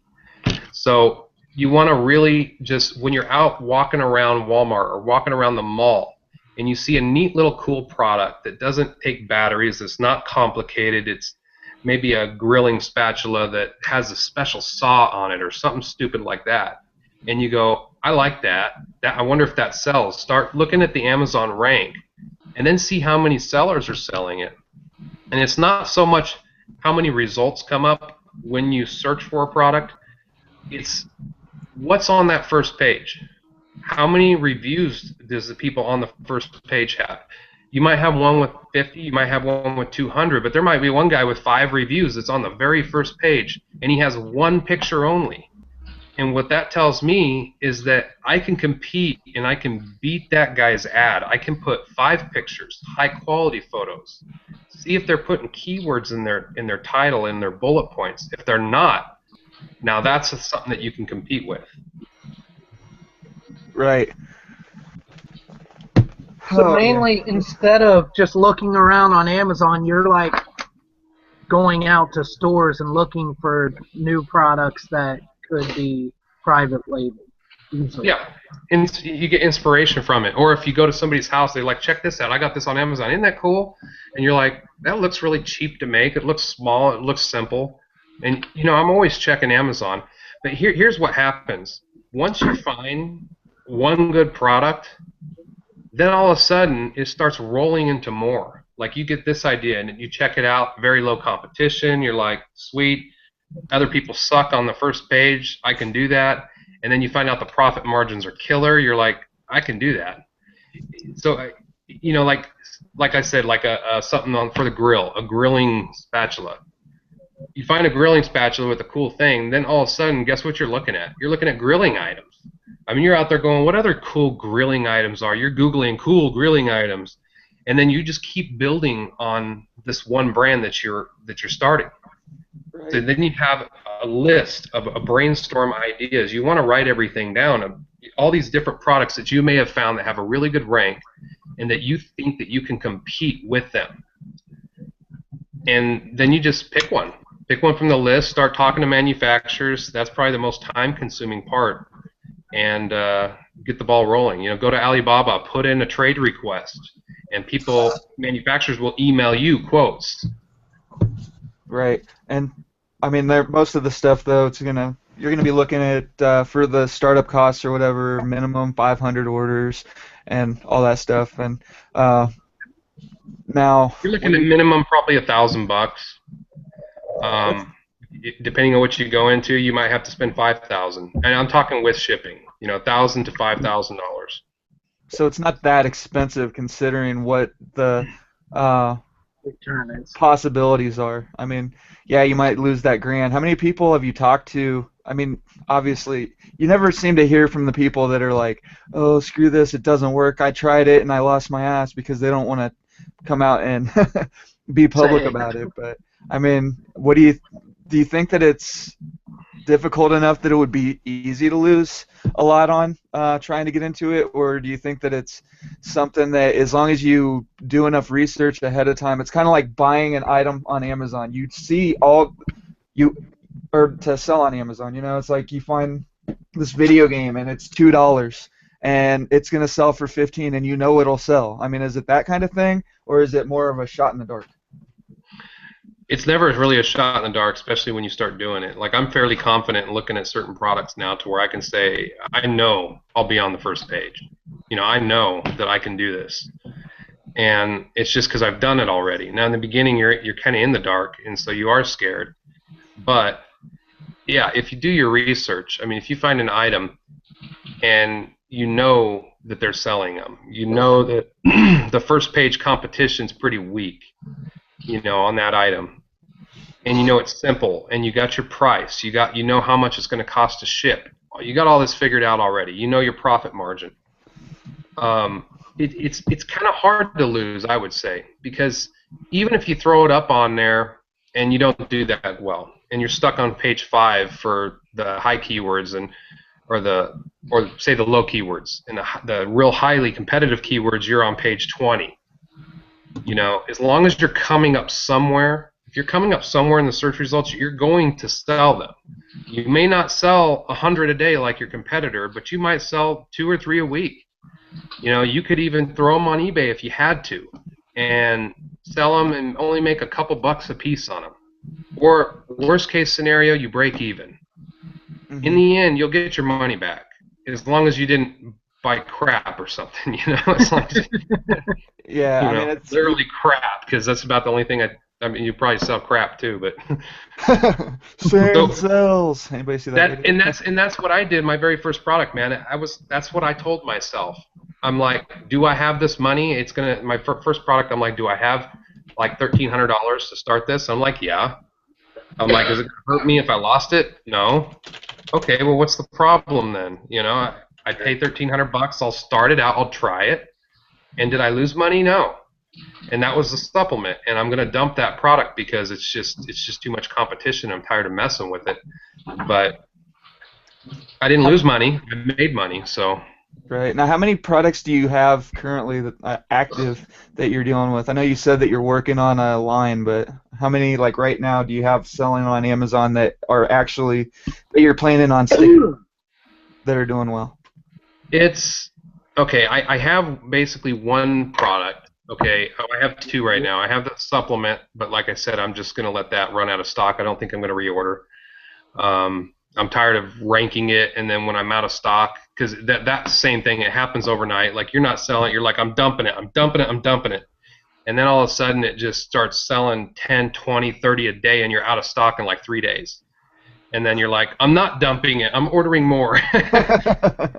And then you get it in a week later, you've been out of stock for a week, and then you go back to selling 1, 2, 3 a week, and you're like, okay, I'm dumping it. And then right when you're about out of stock, man, people are just like, boom, boom, boom, boom, boom, they're buying it.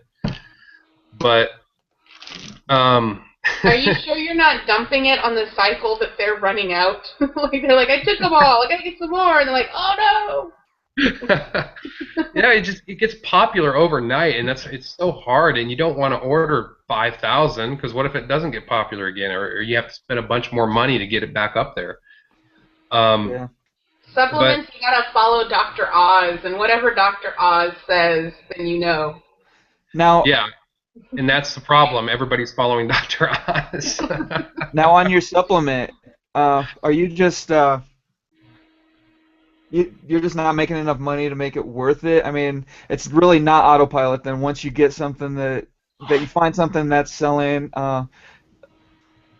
do you have to like lower your price until it gets to a point where people are buying it? Do you have to just? I mean, what do you think it is? Somebody else is running out, and now it's your turn on the cycle. Strategy. That's a strategy, is lowering your price, but it's a strategy that doesn't often work. I mean, you could sell a bunch and you'll lose a bunch of money. You know, putting coupon codes out there is a lot better way of selling it. You know, putting coupon codes out there for people to get it 50% off or 25% off will help you sell it and rank your item better. It's not that. It's just it's a highly competitive market. It's just, you know, you drop to page 25, 30 in search key terms when you run out of stock. And then you try to build it back up and you get to page 3 and you're actually making some pretty decent money, and then you run out of stock. You know? Yeah. So, and it's not. Yeah. You can't advertise in it unless you want to pay $10 a click. I mean, it's a very highly competitive game. Right, just not worth the hassle.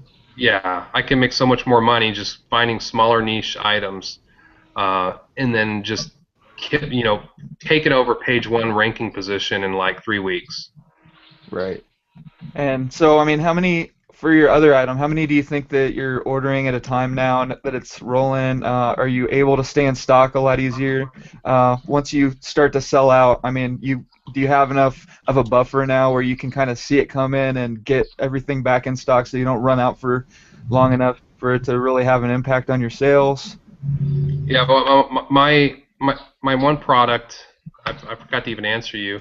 Well, I had that supplement that I'm probably going to dump, but my other product, I actually have it in different quantities, so it actually comes out to being like 6 different FNSKUs. So it's 6 different items, but they're all the same item. They're just in different quantities and packaged a little differently, and that way I can kind of market to everyone no matter what their needs are. You know what I mean? If maybe they want 5, maybe they want 3, maybe they want 2. So I have 6 different SKUs that are selling on there, but it is pretty much one product. So it's like if you say it was a wooden spoon, you've got one listing for 1 wooden spoon, you've got one listing for 2, another one for 10, that kind of thing? Or is it like one with this size of wooden spoon and this one with 3 different sizes wooden spoon? Right, like that. You know, or like having a shirt and you got 5 different colors, or a tie with 7 different styles. You know, it's basically that.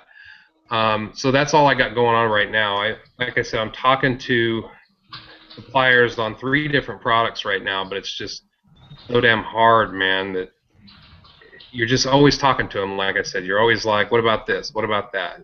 It's just crazy, man. Right. Yeah, that's my biggest fear, I guess, is just the communication barrier. But I mean, I know that the money is out there to be made, and it's one of those. I mean, I've gotten more information just talking to you for this last hour than I've been able to find on my own, and since I first started hearing about private labeling. So I think that you definitely talked enough about it to get people started and give people real ideas instead of just basically handing it on the platter. But here's something else you can do that I was just thinking of. You can also go to AliExpress. Say there's a product you're interested in. You can go to AliExpress and you can order a smaller quantity with no logoing, you know, just whatever packaging they put it in. And you can do that. You'll pay more for the item, and you may not be focusing so much on profit. But, you know, say you went and you found out that you're going to need $3,000 or $2,000, whatever, to get your first product rolling with all the specifications that you got. You got them down to 30 cents an item, 40 cents an item, 50 cents an item. You're like, I can make some profit on this. But you're still a little worried. Well, what you can do is find the same exact product without your logo, without your packaging with your artwork on it and all that stuff on AliExpress. Now, say instead of paying 30, 40, 50 cents an item, you're going to pay $1 item or $1.50 an item shipped. But you could still make $2 or $3 profit on each one. But when you do that, they'll include the shipping rate and everything in it, and you can order a lower quantity. You can order, like, say, a quantity of 200 or 300.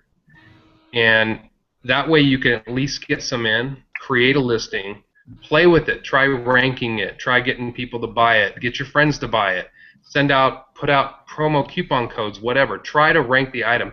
Try running some advertising on it. See what you're paying per click. and see and keep track of each keyword and where you come up on what page and what position, and see how you're ranking. Now, if it starts doing really well, then you can go forward with the manufacturer and spend the $2,000, $3,000, $4,000 on the 5,000 quantity or whatever they want. Okay. Right on. So now you talk about the marketing thing. What are some of the techniques that you've used to get your product ranked besides just the keywords and the ad campaigns? Are there any other things that you do to generate interest? I mean, what's important when you're creating a listing? What do you need to focus on to make sure that people are seeing your item and it's getting out there? Well, it's kind of a two-part answer, because if you, first of all, you want two things. You want your item to be up there so people can see it, but also you want it to convert. And you were asking, what do you just lower your price? That is a strategy. You can lower your price down to 50 cents, and you could lose money like crazy on that item, and people will find your item and people will buy your item, and you'll sell a lot, but you'll lose a lot of money. So if you want to do that, you can basically pay for positioning. Okay, but what happens is you can get up to a very nice position, but if your pictures suck, if your copy sucks, if your bullet point sucks, once you stop giving it away for 50 cents a piece or $1 a piece and losing $3, $4, $5 an item, it's just going to go back down because you're not converting, and Amazon's all about conversions. Okay, so you want to make sure the most important thing on your listings is going to be, first, you got your title. That's what grabs people's attention. You want to have important keywords in your title, but you don't want to keyword blast it. Amazon don't like that. Okay, you want to have a couple good keywords in your title. You want to have good keywords in your bullet points. Okay, that's where you fill in all your keywords, but you don't want to keyword blast it. You want it to make sense, and you don't want the bullet points to be too long because people hate reading. People like to just see boom, boom, boom. I read all 5 points. That's what item I want. Boom. But the first place they go to when they first go into your listing is your pictures. You want to have a full 5 or 6 pictures in your tree. Okay, this is where customers kick the tire. They go into a listing. When you go into the store and you grab an item, you're like, you pick it up. Like, what do people pick up a shampoo bottle? Like, they can see the label, but what do they pick it up and like open it and smell it and look at the back and feel how it feels? It's called kicking the tires. Everybody does it. Now, online, kicking the tires is looking at your pictures. So you don't want a picture of, say, this item. Like on eBay, this is how you would do it. You're like, look at that side. Look at that side. Look at that side. Look at that side. Look at that side. Oh, there's a scratch. That's what you do on eBay. On Amazon, if people see that in your pictures, all it is the same package, the same item, it's just turned in different places, they won't start engaging those pictures. Okay, so what you need is, say, this thing right here, this plug, you plug it into a computer. You want to have a high-quality photo. That's why I pay somebody to do them. Of somebody plugging it into the computer. You want to have a nice, pretty picture of the product. You want to have it sitting. You want to see people interacting with the product, and you want to see what the product looks like, of course. But you want to see it in different situations, scenarios. That way, people start imagining themselves using it. If it's a grilling thing, you're going to have a guy grilling, man. You're going to show your product. You're going to have a nice juicy steak on there, and people are going to start picturing them using the product. Then they're going to make a decision to buy. If they haven't made a decision to buy after that, they're going to look at your bullet points. They're just going to be like, oh, it's made in the USA or whatever. If it's made in China, don't say it's made in China. But they're going to be like, oh, it's made out of premium stainless steel. It's made out of this. It does this. It does that. 100% money back guarantee. I feel safe now. Now I'm going to buy it. And if they still haven't done that, where do they go? They go to the description.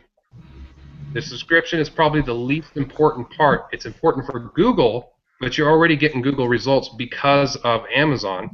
Okay? And then the very, very least important, but also important, is your reviews. A lot of people don't even look at the review. They just look at, how many star rating it has. And even you still see to this day products with a 2-star rating, and people are still buying them like crazy. So you can tell that a lot of people don't even look at the reviews. But reviews do help you for ranking through Amazon. So even though a customer will still buy if the reviews are not that great, Amazon will rank you higher and faster the more reviews you got, more good reviews.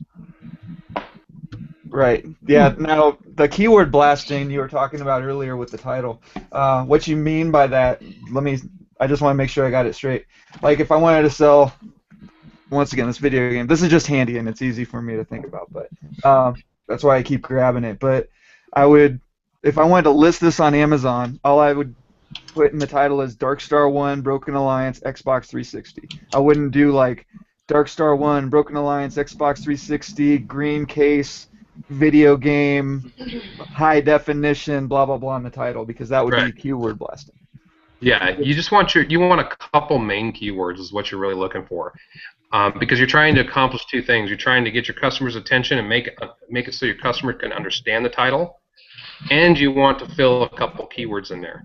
But I've seen some titles out there that are like, black grilling, cooking, barbecuing, and they just put in every single keyword they can think of in the title, and Amazon really doesn't like that.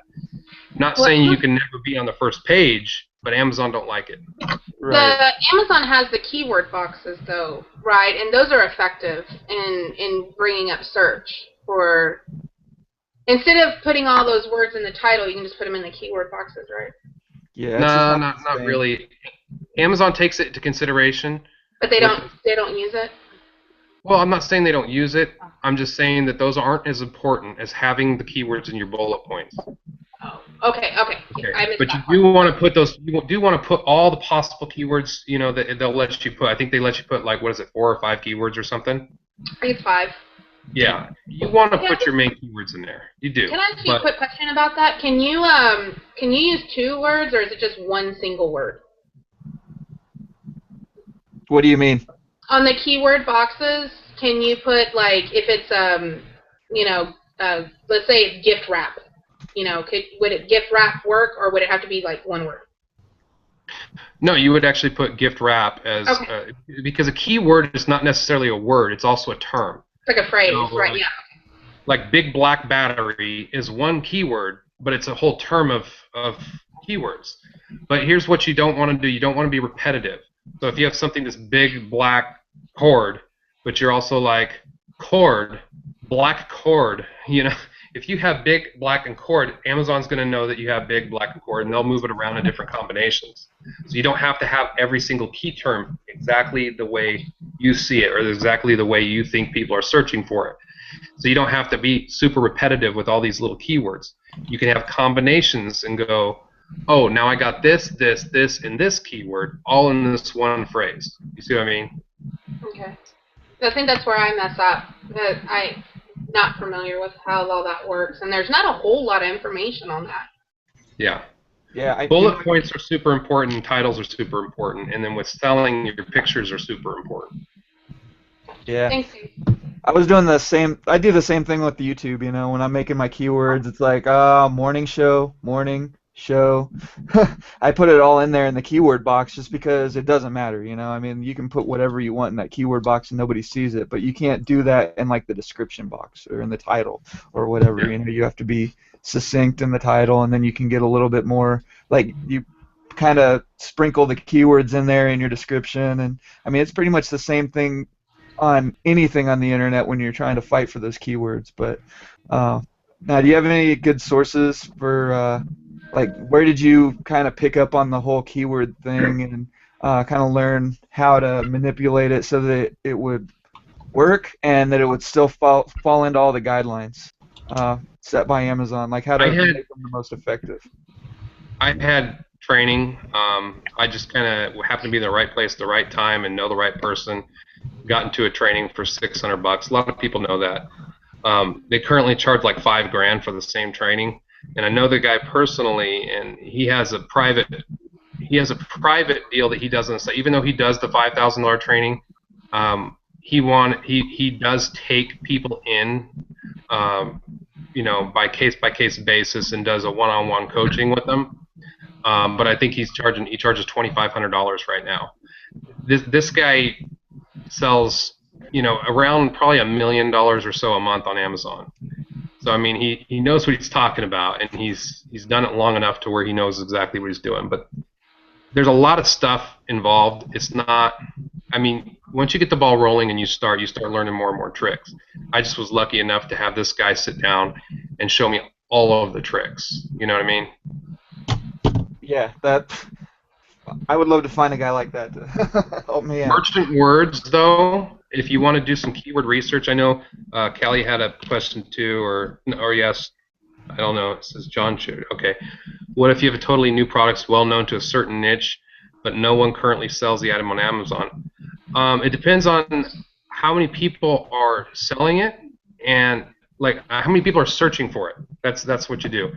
You go to merchantwords.com.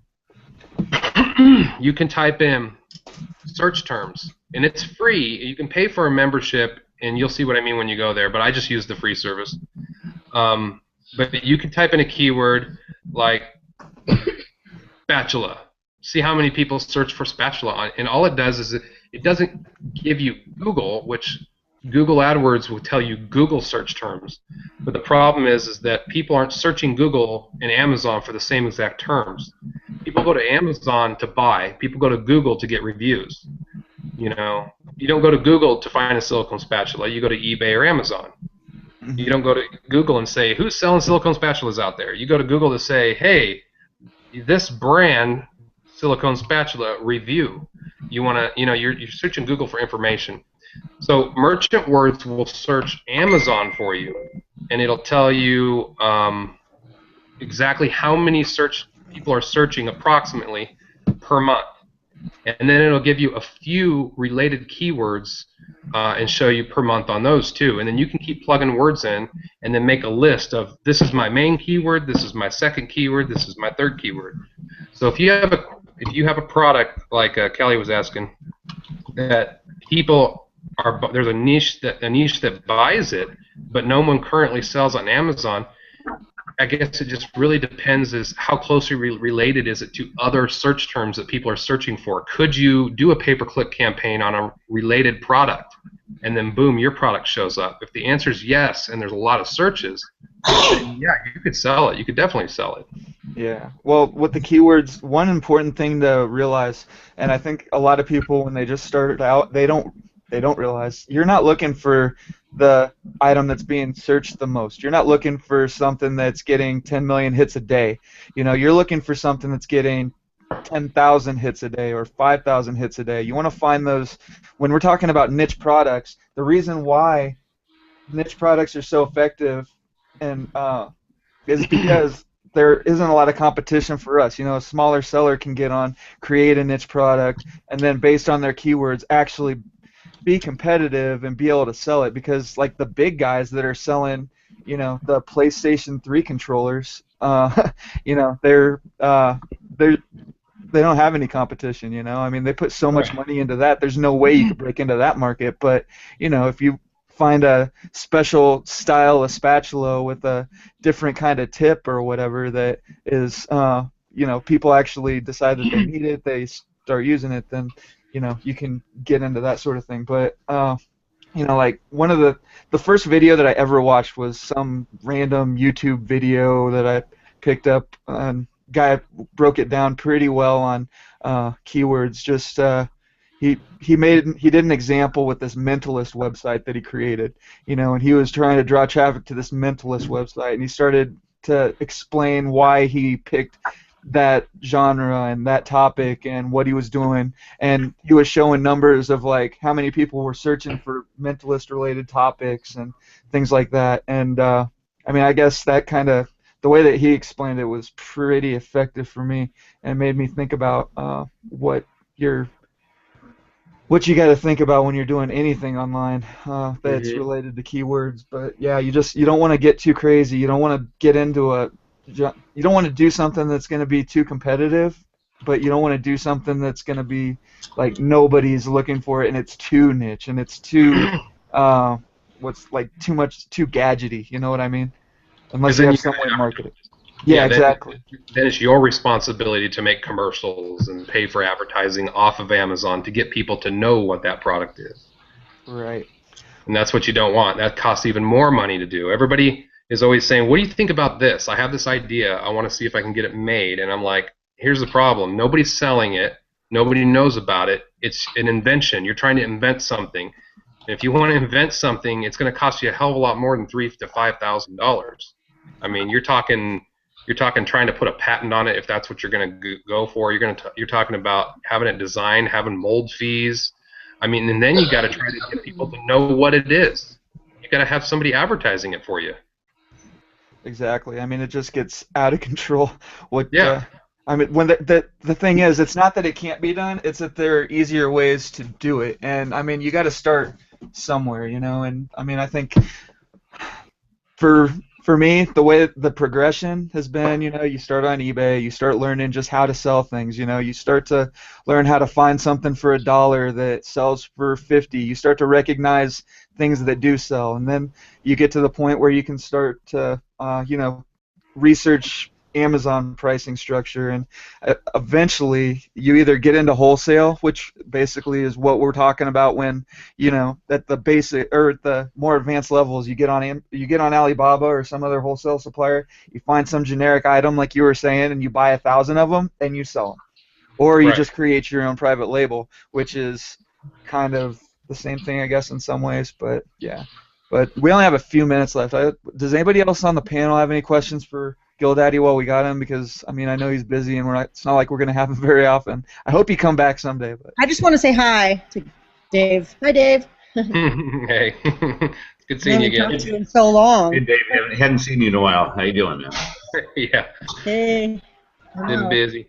I love the new warehouse. I'm so happy for you guys. That's so incredible what you got going on. I saw the video the other day. I was like, I was amazed. It's like we don't see in each other's lives for a while, then all of a sudden there's so much progress, you know? That's so cool that you guys did that. And your mom's there, I saw? You have your mom working? She does eBay too? That's so cool.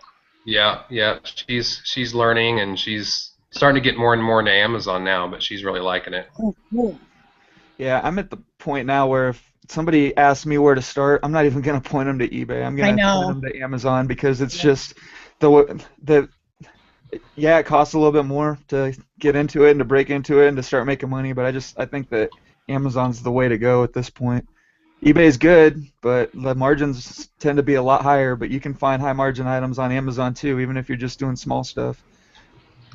But it's either way, yeah, it's more money, less time, exactly. Just be careful with the keywords, just like I was saying, and you hit it right on the head when you said, you know, don't go for an item just because there's 1 million searches a month, because that means there's 5 million people selling products associated with it. The products, you know, my number one selling product on there, the one I'm doing, has about 67,000 search results for the number one keyword. That's it, under 100,000 searches a month. And when I first started, I wasn't focusing on that one main keyword. Okay, I wasn't going, am I there yet for this one keyword? Am I on page 1? I was asking myself, you know, I was looking at the 5,000 searches a month. You know, what's the littlest one? You gotta take a bite out of a burger one bite at a time. So you don't want to just try to gobble the whole thing up. So pay attention to the low keywords. You know, if it's a spatula, you might not be on page 1 for spatula, but you might be on there for spatula with saw, you know, or something like that. Yeah. And maybe there's only 5,000 people a month searching for it, but if you can reach 5,000 people and your copy is good, what's going to happen is your listing is going to convert for that low keyword, and then eventually, as long as you have those other keywords in there, it's going to keep climbing. You're going to start ranking for the next keyword, ranking for the next keyword. You know what I mean? And eventually, you'll be up there for that spatula, that just spatula, or black spatula, or blue spatula. You know, focus on the small ones first, and then work your way, and then you'll naturally rank for the other ones. Right. Yeah, well, it's about that time again, guys. We gotta wrap this up here, but want to thank Gilldaddy for coming on. Appreciate everybody else who's on the panel. Before you go, does anybody else have a question? Nobody has any questions for Dave while we've got him? Dave, since you got your warehouse, does it feel more like of a, I guess, professional job now that you're leaving the house and going somewhere else to do what you got? Yeah, you know, when I don't know. I mean, a while back ago, I would have said that having it right here at my house was awesome because it's just like it's right here. You know, I can go out there anytime and work. But what I've found is that having this, like you said, I have a place, I have a time that I'm like, I'm going to go over there at this time. And once I'm over there, the cool thing is I can't stop working because I can't be like, oh, I'm going to go into the house now, watch this TV show, you know, or I'm going to go in the house and I got to do this, I got to do that. You don't have friends knocking on your door saying, give me a hand with this. You know, you're at your place of work and you're not going to drive all the way home to sit down in your chair. So you're getting a lot more done. It's just, yeah, it's better all around. It's just the way to go, man. If it's within your means. Right on. All right, guys. Well, that's about it. No show tomorrow or Friday. Then we're going to be back on schedule. I think pretty much all the shows are coming back online that I know of starting next week. We're going to have Chad, Golden Finger Picker, on Wednesday. He's been on a lot, but he's been kind of out of it for the last month or so, kind of doing the vacation thing. But he's had a lot of people from the community that he's been hanging out with, and probably got a lot of awesome stories from the last couple months. So can't wait to hear from him about all that. And if you want to find the show easily, you can subscribe to the channel here. You can also subscribe to anybody's videos that are on the panel. Everybody's got videos. Everybody's on YouTube. Just go ahead and I'll post the links after the show's over in the description. You can find them there, or you can just click on their name in the chat there and subscribe to them from that. The Facebook groups, the Reseller Wakeup, I pinned the latest episode at the top of the group there, and any information or whatever about the show, you can find it there. And if you have any comments, complaints, whatever, criticisms, I don't care, go in there, let me know what you think, and we will talk to you all next Monday. Thanks a lot for watching, and we will hope you have a good New Year's.